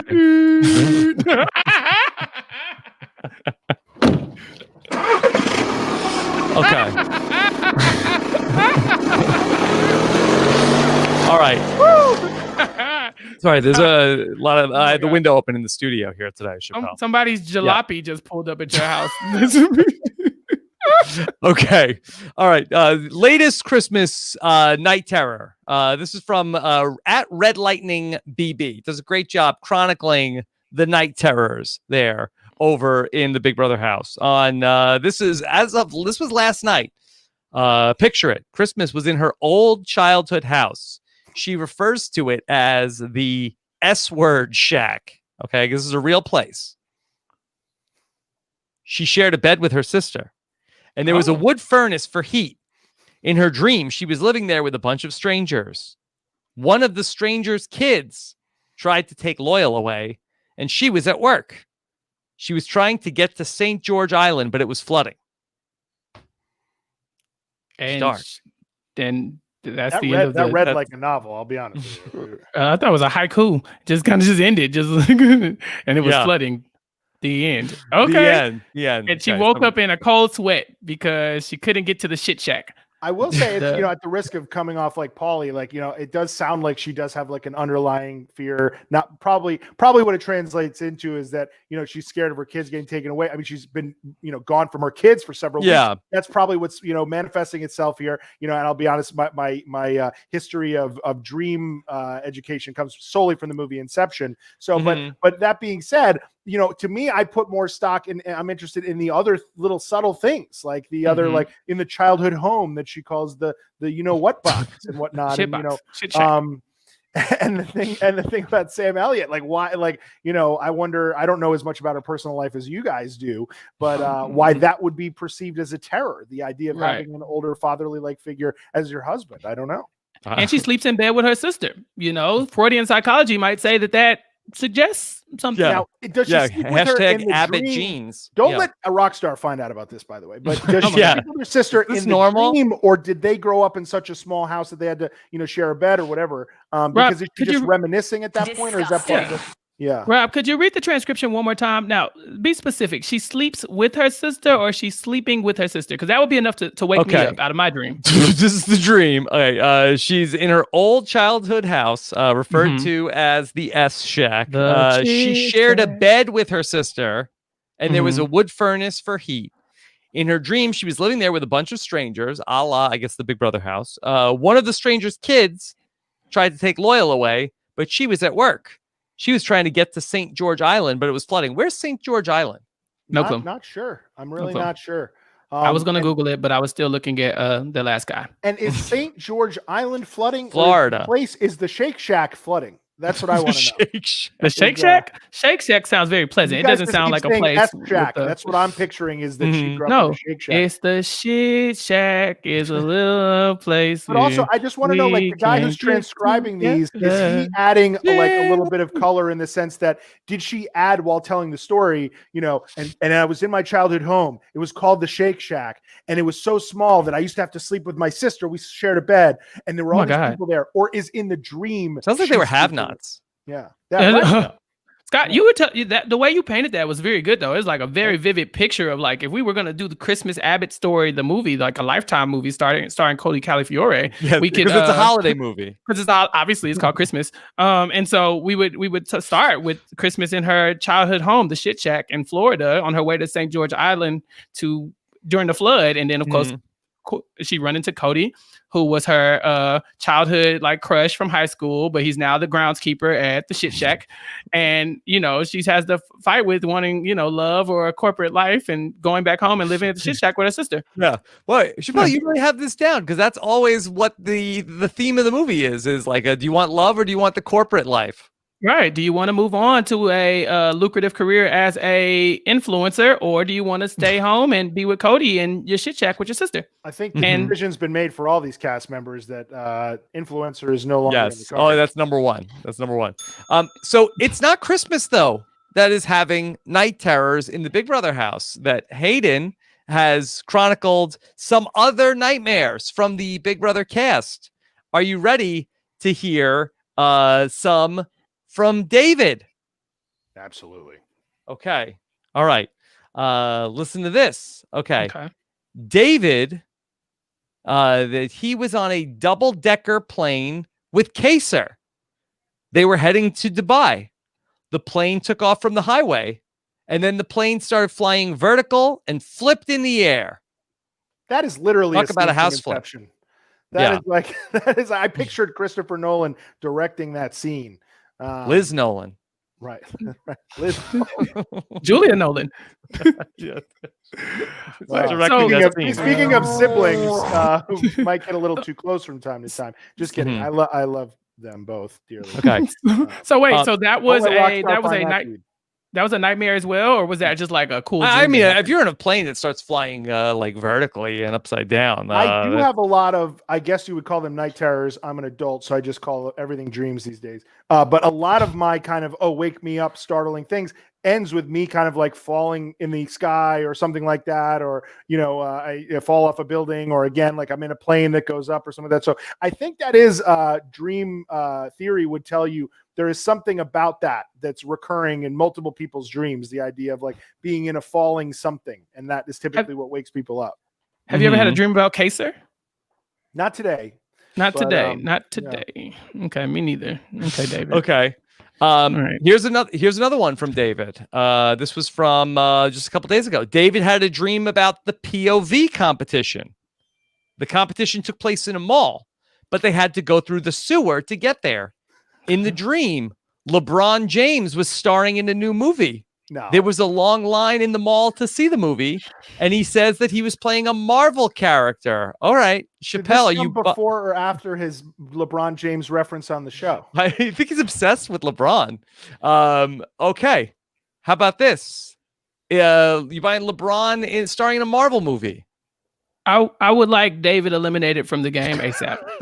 I think that of the things that he's done this season, there have been some things that are quite frankly just, from Big Brother standpoint, things that we can't just ignore. But this here, I don't ever want to hear about this again.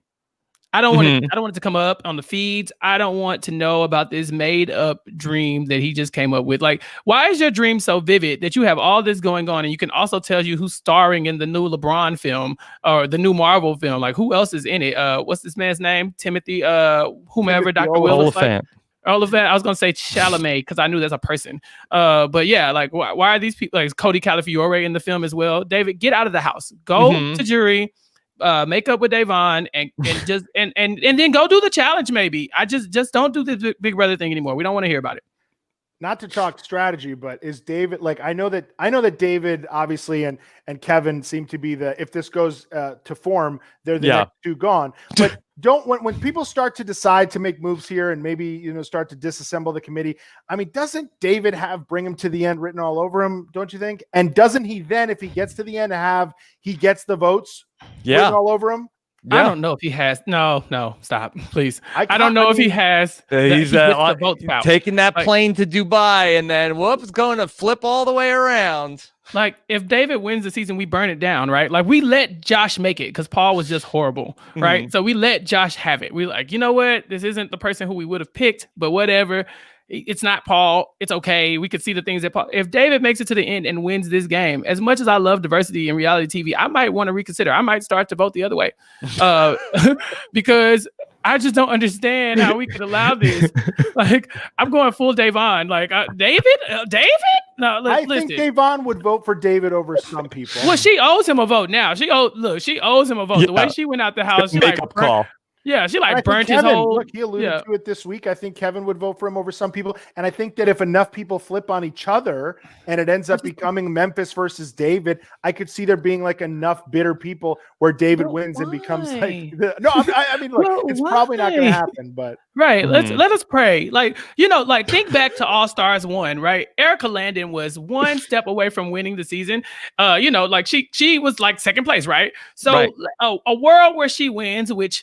In retrospect, maybe the winner that season shouldn't have won, right? Maybe he didn't need any more fame or money. But let's say a world where she won. Wouldn't we all be looking at this season like, what? Really? Yeah. And so this season has already looked at like, what? Really? Do you really want to add David, the winner, to this? And he goes on to be the person who he came from the bottom. He was a rookie playing against all the one, like the brawler he is. He navigated. The narrative is going to change. I don't like this. Well, I don't. So what fascinates me the about Miami him, Heat going to knock off the Lakers. Would you guys agree with this? So to me, what's so fascinating about David is that like over the course of a first season, most Big Brother cast members kind of their character comes out in that they learn what the diary room producers want out of them and they kind of do their shtick and they can like walk you through the stuff that they're narrating in their shtick. David never got the chance to establish shtick in his first season. And here we are in an all-star season where you have Nicole and she's like full character. Devon is the best person ever on camera. Enzo is full Enzo. And then you go to David and he's still a blank canvas to me. It's like so interesting. It's almost like if you just plucked a person from obscurity and put them in this game and they kind of just, can't get out of their own way, but there's just too many other people to take out first. It's almost fascinating to watch, even if it's not enjoyable. Well, it's what happened, literally. He's like a TV character on a show that it's season 6 and he's still around and they don't know what to do with him. And he doesn't have any storylines or anything like that, but he's still in the main credits. Yeah, they got to send him up the stairs like Family Matters, and she just never comes back down. Like, hey, David, go to the have not room. Okay. And then like, next episode, like this season on Big Brother. Like, it just keep going on. Who'd they do that with? The mom? No, it was the sister. One of the sisters, not Aunt Rachel. No. One of the children. Julie, one of the children went upstairs. Judy maybe went upstairs and never came back downstairs. Not Mother Winslow, right? Right. No, not Mother. No. She was good, but you sent Judy not upstairs. Harriet. Definitely not Harriet. That's for damn sure. Yeah, Harriet come down. Yeah, no, she was good, but you send David up the stairs and never let him come back down. I'd be okay with it. All right, can't wait to hear the Everything is Super recap of the LeBron James Marvel movie from David's dream. Okay, Enzo, you ready for Enzo's dream? Yeah, sadly. Enzo had a dream. He went on a field trip. The whole house took a school bus to McDonald's. Enzo's brother was there and tried passing him a note with game information written in code. Someone saw the note and got upset. They started yelling at each other in the middle of McDonald's. This is not a dream. This is his way of cryptically addressing the wall yeller situations. Yeah. In my opinion. Right? Because isn't this a microcosm of that process? Someone hands them a note, they cut the feeds, they reprimand, and then they move on. Here's what I want to know. Okay. Look, is it normal for a dude to be giving notes to his brother in a McDonald's? Disgusting. I would say, is it normal to be? Well, I mean, Rob, are you asking because you're bullying him, or are you asking because you just want to know? I just want to know. You're busy podcasting and you just couldn't take the time to Google it, huh? Okay, that's fine. That's fine. I like that Enzo's dream is post-COVID. Or pre-COVID, because like the idea that a school bus of people walks into a McDonald's right now seems so foreign with their mask on. I have questions, Enzo. Field trips aren't coming back till 2023. I'll tell you that. And I don't think they're coming back for 40-year-olds either. So maybe Enzo is dreaming a different type of dream, a dream of the past, a dream of yesteryear, where grown individuals went on field trips. Who knows? If we were still on the Calafiores, I would say there's an easy quarter pounder joke in there. But since we're not, I will. Oh my God! I'll leave that be. Scott, oh my Jesus, what's wrong with you? Okay, all right, and then go. How about one Calafiore dream? One Calafiore dream. Cody's dream. Okay, we don't want to hear that. Listen to this. No, this is wild. Cody's dream is the wildest yet. Okay, all right. In Cody's dream, okay, he was drunk at a party, and he decided to leave early. Before he left, Paulie, is in the dream. Oh my God! And Paulie handed him a flying broom. Okay, now is that normal? I just want to know. Is that a euphemism? Is what I want to know. There. A flying broom? Normal to give your brother a flying broom? Look, disgusting. A flying broom sounds like a Portuguese breakfast or some other type of some type of other euphemism. Please don't Google Portuguese breakfast. I just want to know. Yeah. Okay, so Paulie gives him a flying broom. But he can't figure out how to handle the flying broom correctly. I'll tell you who's not going to like all this flying broom talk is Professor Trelawney. Yeah, Angela Rockstar is going to. Yeah, this isn't good. Hopefully this, I fear that this will make it onto her feed. Yeah, Cody had to show. Paulie had to show Cody his Nimbus 3000 or his Firebolt.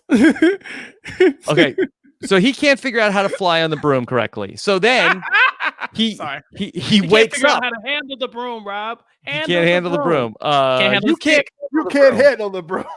He wakes up within the dream. This is the inception part. So in the dream, he wakes up still dreaming. He's 2 levels deep. Now he's 1 level deep. He's still in the dream. And now he's at a random house. And there's a group of mobsters chasing him. Oh, this is a challenge tie-in to this. Yes, why? On the challenge? So famously, this is where Paulie might get a little upset with me. Hopefully he still has a good sense of humor about this. What are the odds that he doesn't hear this? He did. Oh no, he's 0. live streaming this for sure. 100%. Like not even. I'm a big fan, Paulie. What's up, Paulie? We all are. But so famously around the time of the Love Triangle saga that some of you may have read about from the Us Weeklies of the world. Cody, Danielle, and Nicole. And the broom. Yeah. No, with Paulie, Danielle, and Cara Maria. Right. And so Danielle who? During this, Danielle from Bachelorette, Cara Maria from The Challenge, and Cody from Big Brother. So it's basically like that. What's the thing in Orlando? Reality Stars Unite. It's like that, but in a bedroom.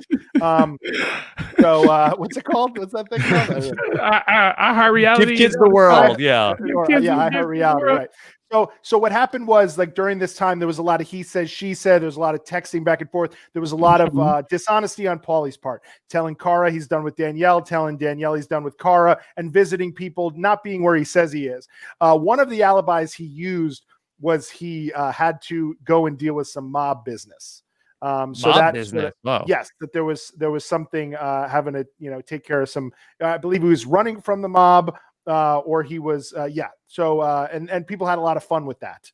So, I think take it for what you will, that it is being used both as a real life alibi, even if a fake one, and also popping up in the dream of his brother that, I'll just say, I'll leave it there. Okay. Yeah. Well, when you said it was Florida, I thought you meant Harry Potter World. Yeah, they were going to go to Universal. Yeah. He's going to Harry Potter World because he's talking about his broomstick. He can't handle the broom. Yeah, the Wizarding World. Yeah, the Wizarding World of the California. Well, they say that Universal it does get mobbed, but they mean with tourists. Yeah. Okay. So Cody, mobsters are chasing him. He tries to escape through the window, but the window is really high up. He jumps anyway. He tries to use the broom to start it up, but he couldn't figure out how, and he fell to his death. Well, you fall and you wake up, probably, right? Is that then he woke up? Yeah. Here's the mobster thing, right?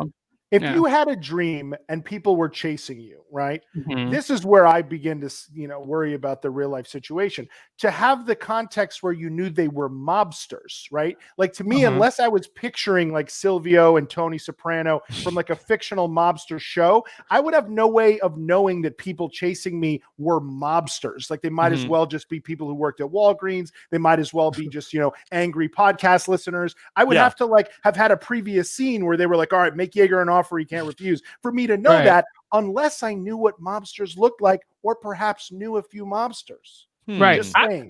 I pictured the Anthill Mob. You know that cartoon where the little mobsters are carrying that car? That's what I picture. When people say mobsters, I think of that cartoon that was in the Wacky Races, and they carry the little. So he looked and he's like, "Oh, that's obviously a mob because it's that cartoon." Right. Yeah. It's exactly. And there are a lot of ants in the Big Brother house. Exactly. But his HOH, which was on the second floor. Rachel callback? Yeah. Aunt Kathy callback. But Scott brought up a interesting situation talking about how this would translate to reality. And I still want to know, if I'm a wizard, and I think I could grab my broom and just fly through the window. At what point do you grab your wand and just, use your other stick? At what point do you grab your wand? And quite bendy, flexible wand. Wait, we can't. I thought we were talking about magic. We're not going to talk about it.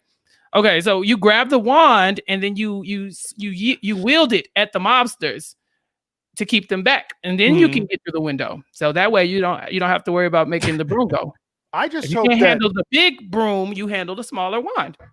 we know, or at least it's been rumored how the wise guys infiltrated the NBA and the referees and the gambling and stuff like that. And I just really hope, I mean, can we just not have... Is that what LeBron is doing in the Marvel movie, fighting the mob in the NBA? It's possible, with a magic stick.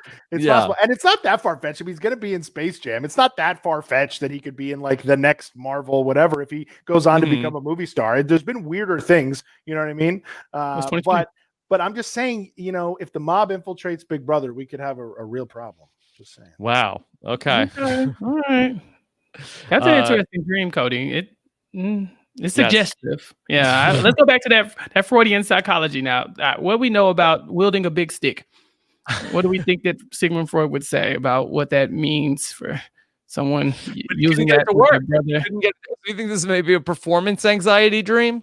Oh, okay. You know, somebody made a really bad joke about something happening. What was it? No, I won't say that. I don't want to get you canceled, Rob. From Enzo's condition, what is it? Dry dong? Maybe he's desert got dong. Maybe he's got desert dong, right? That ashy dong. All right. So thank you again to Hayden at Red Lightning BB for chronicling all of the dreams in the Big Brother house. So we have a whole dream diary of everything going on in the Big Brother house. Chappelle, I had a question for you. Shut Up Tim asked the question. Please discuss with Chappelle if candy corn would be a good food item to give to the have-nots. Candy corn? I don't know. I haven't actually met anybody who enjoys candy corn. From what I understand, candy corn is like looked at as a snack that people don't really like. The Nickelback of candy. How dare you? But I like Nickelback, and I also don't hate candy corn, so I'm with you. Well, okay. Well, I don't like Nickelback, but this candy corn is immaculate. Oh, what do you have? The Costco size candy corn? Costco could never. I got like more candy corn than you got Laffy Taffy. Listen, I'm not saying I love candy corn like I eat it year round, but 'tis the season, right? It's fall. You hold that up again. How big of a jar of candy corn do you have? It's not that big. This is like a personal like day supply of candy corn. Like I'll be done with this in like an hour and a half. I have never seen another human eating candy corn before. Listen, I heard you can like make wings with candy corn. Now you can glaze stuff. If you glaze something with candy corn, That's what happened to Dr. Will, isn't it? Dr. Will, exactly. Yeah. He's like a walking candy corn. Oh my God, this is delicious. So you can stack the kernels up, and it looks like actually like a cob of corn. Like and I've done it, so I can attest to that. But I just think like if we're ranking holiday treats, like holiday candies, I think candy corn is at the top of the heap. Now there's a peep contingency at the very bottom. This group of this faction, this mob, some would say, of people who really like Easter peeps. These are the people that chase Cody. These are people who chase Cody. These are people who talk trash about candy corn. These people should be arrested immediately. So I would gather, and I could be one of them, but I like I said, I've become a candy corn sympathizer because I think they get an unfair shake. If I got a tiny bag of candy corn as a prize or something, I would eat it, no problem. You know, it's not something I'm going out and seeking, but I'm fine with it. Peeps, on the other hand, I really dislike. Really I'd have to be in a contest or something to eat like an entire thing of Peeps, even one. So I'm with you that candy corn definitely above Peeps. As far as the holiday specific candy hierarchy here. Someone challenged me and was like, well, no, candy corn is not the best holiday candy. And I was like, okay, well, what do you got? And their response was candy canes. Cadbury eggs. What do you got to say about Cadbury eggs? I almost vomited when you said Cadbury eggs. Oh. Yeah, oh my God. Well, Cadbury eggs. Oh my God, really? God. Stop saying that. Anyway, so not a fan? They're right by the register. There's a bowl right by the register. You don't even need one. Yes, you do. Scott, this is a classy podcast. Rob, hold on real quick. Let me talk to Scott. Scott, we don't take our journalism lightly here on the Slop. Okay, we don't just throw out words like Cadbury eggs like it's normal. Now, apologize to the listeners so we can move forward. What I was saying is, candy canes like was the thing that people like projected was better than candy corn. And to that I say they're just peppermints. You can get them anytime. They're just in a different shape. Grow up if you think that. And pay homage to the GOAT, candy corn. That's all I'm asking. I don't All like I'm that people don't realize candy canes are I would imagine a hard thing to look at or enjoy if you're someone who needs an actual cane in life. Like during the holidays, we're just, giving them out, using them as decoration. Oh, here's a present. And guess what? A candy cane. I would be so annoyed if I was someone tethered to an actual cane that this is what you are using as a holiday treat. This is what keeps me afloat. This is my lifeline here. And here you are. You're saying, Notice. You give it to somebody as a gift and only to find out that they are paraplegic or something and they need it. That's a sick joke. You don't give do someone that. a candy wheelchair? That would be ridiculous. And this is a similar vein. A candy wheelchair ramp, a candy handicap sign. Like you don't want to do those things. That's insensitive. It's 2020. Grow up and eat candy corn. Let's cancel the candy cane. I'm fine with it. I'm stick. It can go. Yeah. Candy stick. Yeah. Okay. Or Junior just mint. eat regular peppermints. Go They back to already Junior mint. exist. Peppermints Regular exist. peppermint. They're around everywhere. I'm sure if I reach into my couch, I could pull out a peppermint right now. There's nothing fancy about candy cane. I think we should let it go. You know what? The little peppermints, though, when you leave a restaurant, there's the bowl. Those are like little wheels. Maybe those were, they started workshopping the peppermint wheelchairs. They canceled it. They said it's too offensive, but they couldn't stop making the wheels. And that's what those circles are the wheels. And then we're just having a surplus of those left over. You know who else needs to be arrested? The people who eat the green peppermints, those disgusting things, or even those soft ones. Oh my God, what kind of creep eats those soft York peppermints? peppermint patties? Oh no, that too. No, those are. Oh my God, you nibble the edge until you get it down to a little dime-sized thing, and you pop it in. That. Those are fantastic. I mean, God, can't eat more than one. You can't eat more than one.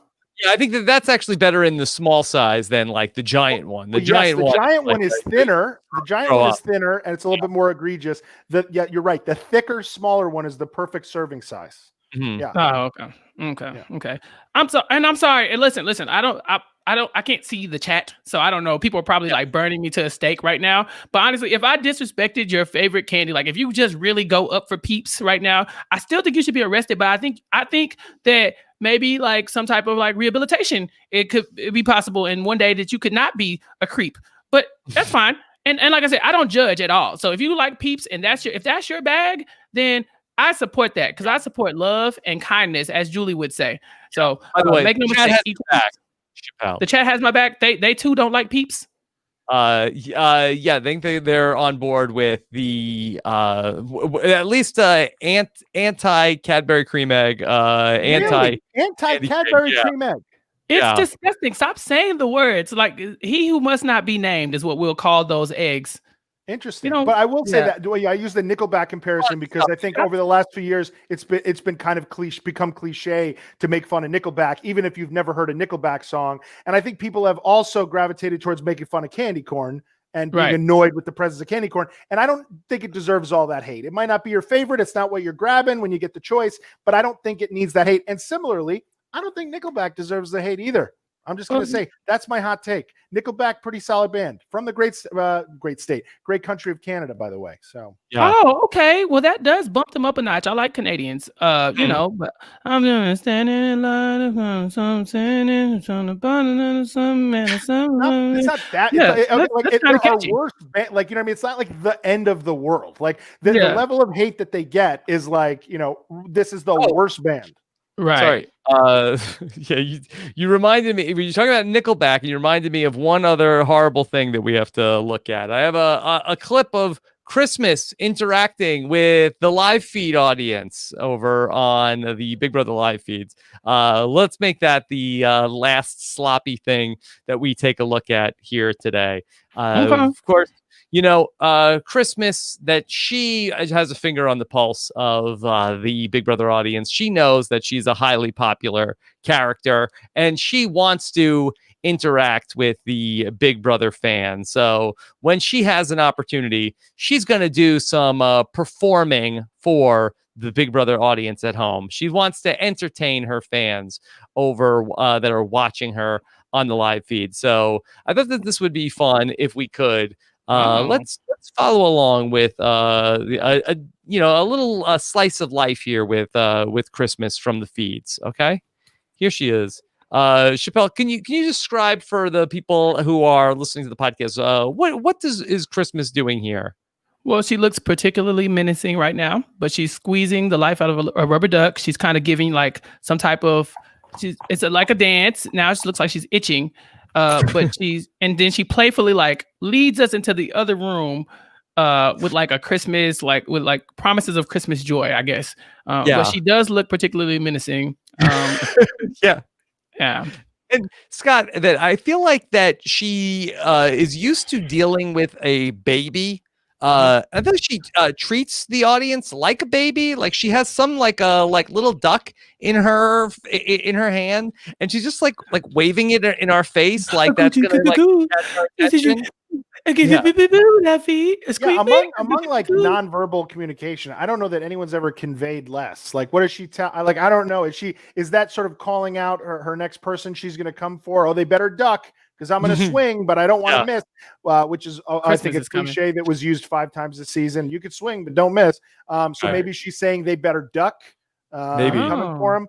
Maybe she's saying, I'm going to quack you up. I don't know what she's doing, but it is clear. I am enamored with what you mentioned, Rob, is that she clearly has no idea how much everyone hates her. Or what people, That's great. And it's adorable because it's funny that you live in this bubble and you forget that people don't get to, they get to send the tweets. They don't get to read them. And they don't really have any idea of how they're being perceived. And she has become, over the course of this season, I think I remember the first season, her getting a lot of flack for not doing a lot. And I know that she was on the scooter and stuff, but I don't remember the vitriol this season. And I think it's like part of it is that really, towards Christmas. I think people were just kind of bored by her, thought she was kind of dragged to the end and not very enamored with her gameplay, but I don't remember people disliking her audience-wise.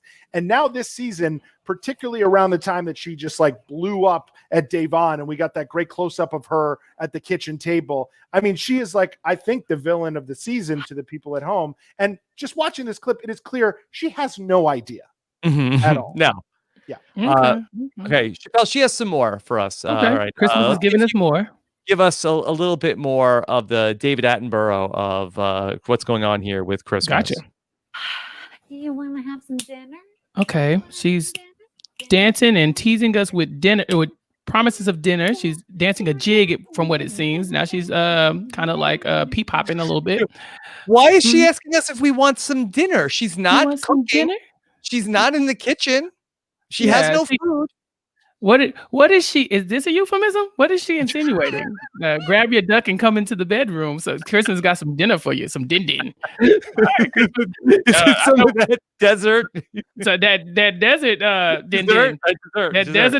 That dessert. Yeah, maybe Enzo's in the wrong room. Him and Christmas are both single. Why haven't they?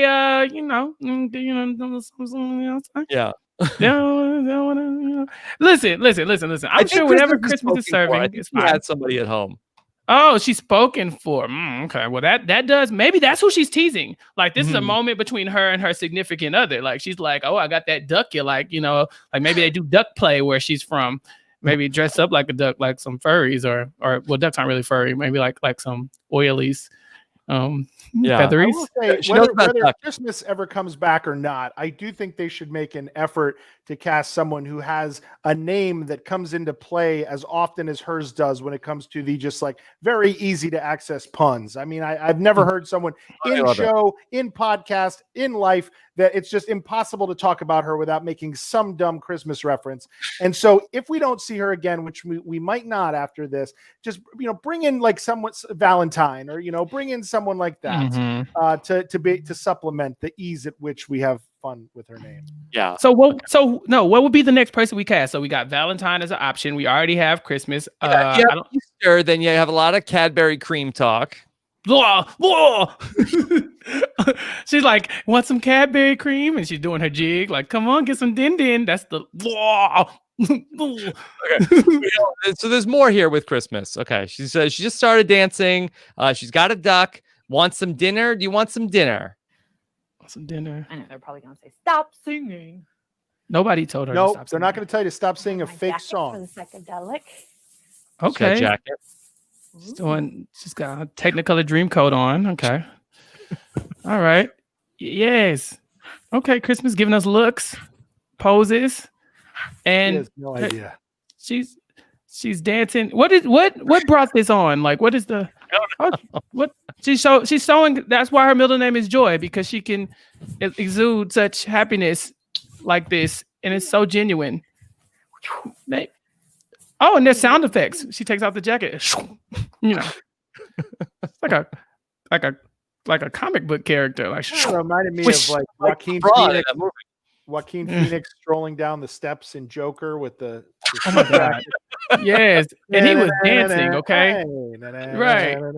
I think if I had to just put my psychologist hat on, Christmas, I'd imagine, is one of these people who, she's so physically fit, she works out so much, she's got so much muscle mass that she's got to eat a lot, right? And she's probably got a certain amount of calories she has to get in per day, but she's probably very regimented, and she's probably in her head like counting down the time to where she can have this big meal.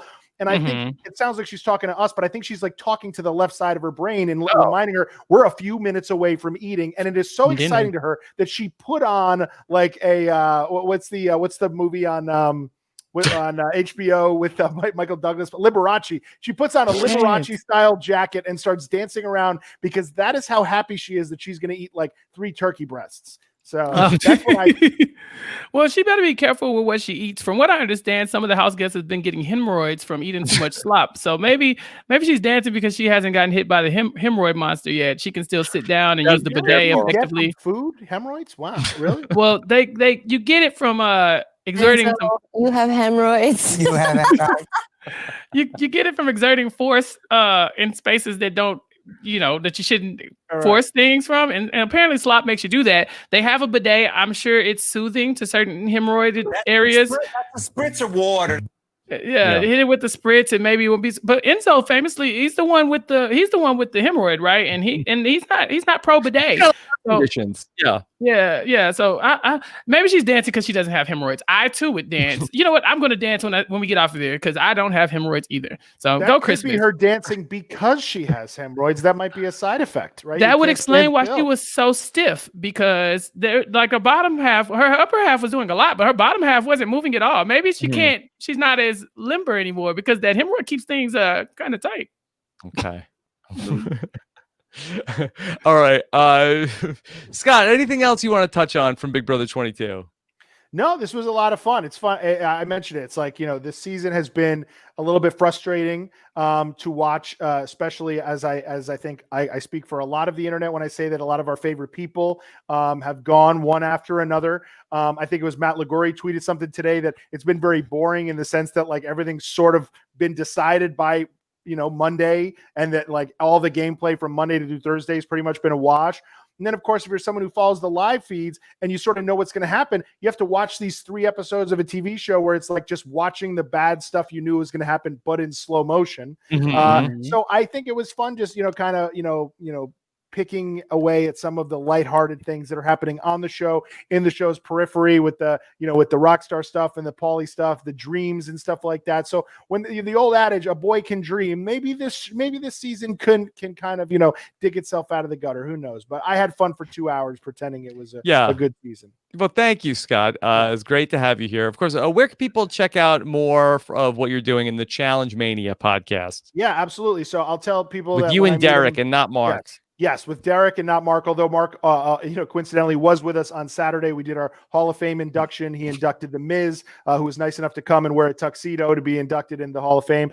You can hear his whole speech on the podcast we dropped today. I'll tell people, like I tell them in real life when I'm at a park with my son and they're like, oh, you do a podcast, I'll check it out. And I'm like, you don't have to unless you watch the challenge. But if you guys do watch the challenge, I think you'd enjoy it. If not, you can cherry pick the Big Brother cast members that we've had on. We've had them who have been on the challenge, and we've had some that don't even play on the challenge. They just like the challenge. We've had Cliff Hogg, I believe Nicole, who's been evicted this season and is a big challenge fan as well. She's going to be coming on soon. We've had Brett. We've had your cohort, Stephen Fishback, has come on in the past. So there's a lot of stuff in the challengemaniapodcast.com archives for anybody, whether you like the challenge or just reality TV in general. And I'm sure you can figure out where to follow me if you're watching this on Twitter, but I'm at Shot of Yaeger on Twitter, and my Instagram is a disgrace. So don't worry about that. Yeah. I got to start watching the challenge just to listen to challenge podcasts. Yeah, well, right. It's the revert. Trust me, I've had the people there are so polite that they're like, "Oh no, no worry, I'm gonna watch the challenge so I can listen to your podcast." I'm like, that is so not like, no, you don't need to do that. Like, I would never do that for any job that you had, unless you worked in a diner. I might come and eat at the diner, but like, no way, I would like develop a hobby just to have small talk with you at the park. So, but no, I think you should watch it because I think it'd be one of those things where I know you're not like a big wrestling fan, Rob, but something you did at the beginning of quarantine. I don't know what brought it on. Maybe it was boredom. You guys did like a WrestleMania preview, which was very fun to hear you talk about wrestling because you're sort of in that middle ground where, I mean, I'm sure you know who Bam Bam Bigelow is, but you don't know really who you're previewing for the next WrestleMania. And I think it would be fun to watch you maybe get out there with an Ali or a Matt or somebody from your podcasting network or Brian who could really walk you through it and get your first impressions of some of these people because you'll know the I would love to. the Caseys and the Swaggies and stuff. But the problem was with this last challenge season was that they launched it right at the same time as Survivor 40. So if they could somehow like not have it on, and look, they've got no problem on the Survivor side. Trust me, we made sure we figured it out. We said, Survivor, don't come back for an entire year, and then maybe the challenge can have some runway here because the challenge is filming now. I imagine they're not going to, it'll probably be ready to air. Well, they're not going to run it like when they're done. They have it. Okay, guys, it's the day before Thanksgiving. Let's premiere it. They'll probably sit on it until February or something. But that does sadly still sound like it's going to beat Survivor by a mile. So, hey, welcome. We welcome you guys. Just like a lot of challenge fans, I think, have been watching Big Brother 22 because it fills that gap in the schedule. Maybe the next season of the Challenge 36 can be your re-debut back into the fold. Okay. Cool. All right. And Chappelle is getting ready to watch his Ravens take on the Chiefs tonight. Where's that game? Is it in Baltimore or Kansas City? I believe it's in Baltimore. Okay. But I have to check. I haven't been, since I don't leave the house, I assume nobody else does. And so I assume they were playing in someone's living room or in a bubble. And so they're playing on Zoom. Yeah. Right. So it could be either one, honestly. I don't know. Yeah. Okay. Chappelle, you were just with us on Robin Akiva Need a Podcast. I hear you are going to be on the B&B this week also. I am. I'm very excited. As you know, I'm a big Mike Bloom fan. And I love Liana as well. And so I'm very excited to talk to them too. Okay. It's going to be a great week for me. Chappelle is the king of Twitter also. Don't ever listen to anything Akiva's ever said ever. I thank him for saying that, but no, me and my 2,000 followers are not the king of anything. Yes. But I do have something I want to plug. Yes. I know that people are invited to join the women of RJP and Anna for a supermajority text bank party on October the 3rd from 4 to 6 p.m. And I think that link it's been tweeted out. And so hopefully I'll probably retweet it. And so if you follow me on Twitter, maybe go and retweet that so other people can go and get into that content that those people are going to be delivering. I believe Mari and Liana and Lita are all going to be voices from RHAP, Chantel as well, talking about reality TV as far as where women are concerned and in other aspects as well. So that's my plug today.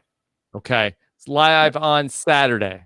Oh, and on that note, I just want to add, Rob, I know I told you this privately. I think I tweeted about it, but while I'm on your show, I just want to reiterate, everything through, from Survivor season 39, I think obviously was, as I mentioned, a masterclass in kind of really honing in and figuring out responsible ways to cover this stuff and talk about it. And then everything just going on in the real world with, of course, quarantine and then obviously Black Lives Matter and stuff like that. And just to see how you have, covered these shows, talked about them so responsibly, the guests you've had on, the way you just like reinvigorated the talent pool of your staff and all the people that you brought in this current season and stuff like that. So just kudos to you. You're an inspiration, my friend.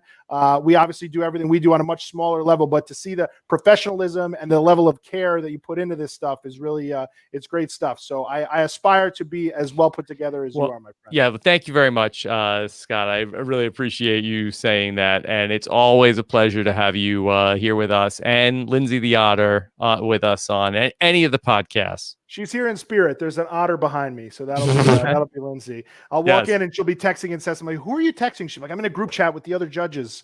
Oh boy. Oh no. Those bitches are conspiring against me. Bitches do be conspiring. Bitches Yeah. do be conspiring. All right. So thank you everybody who slogged through the slop with us here today.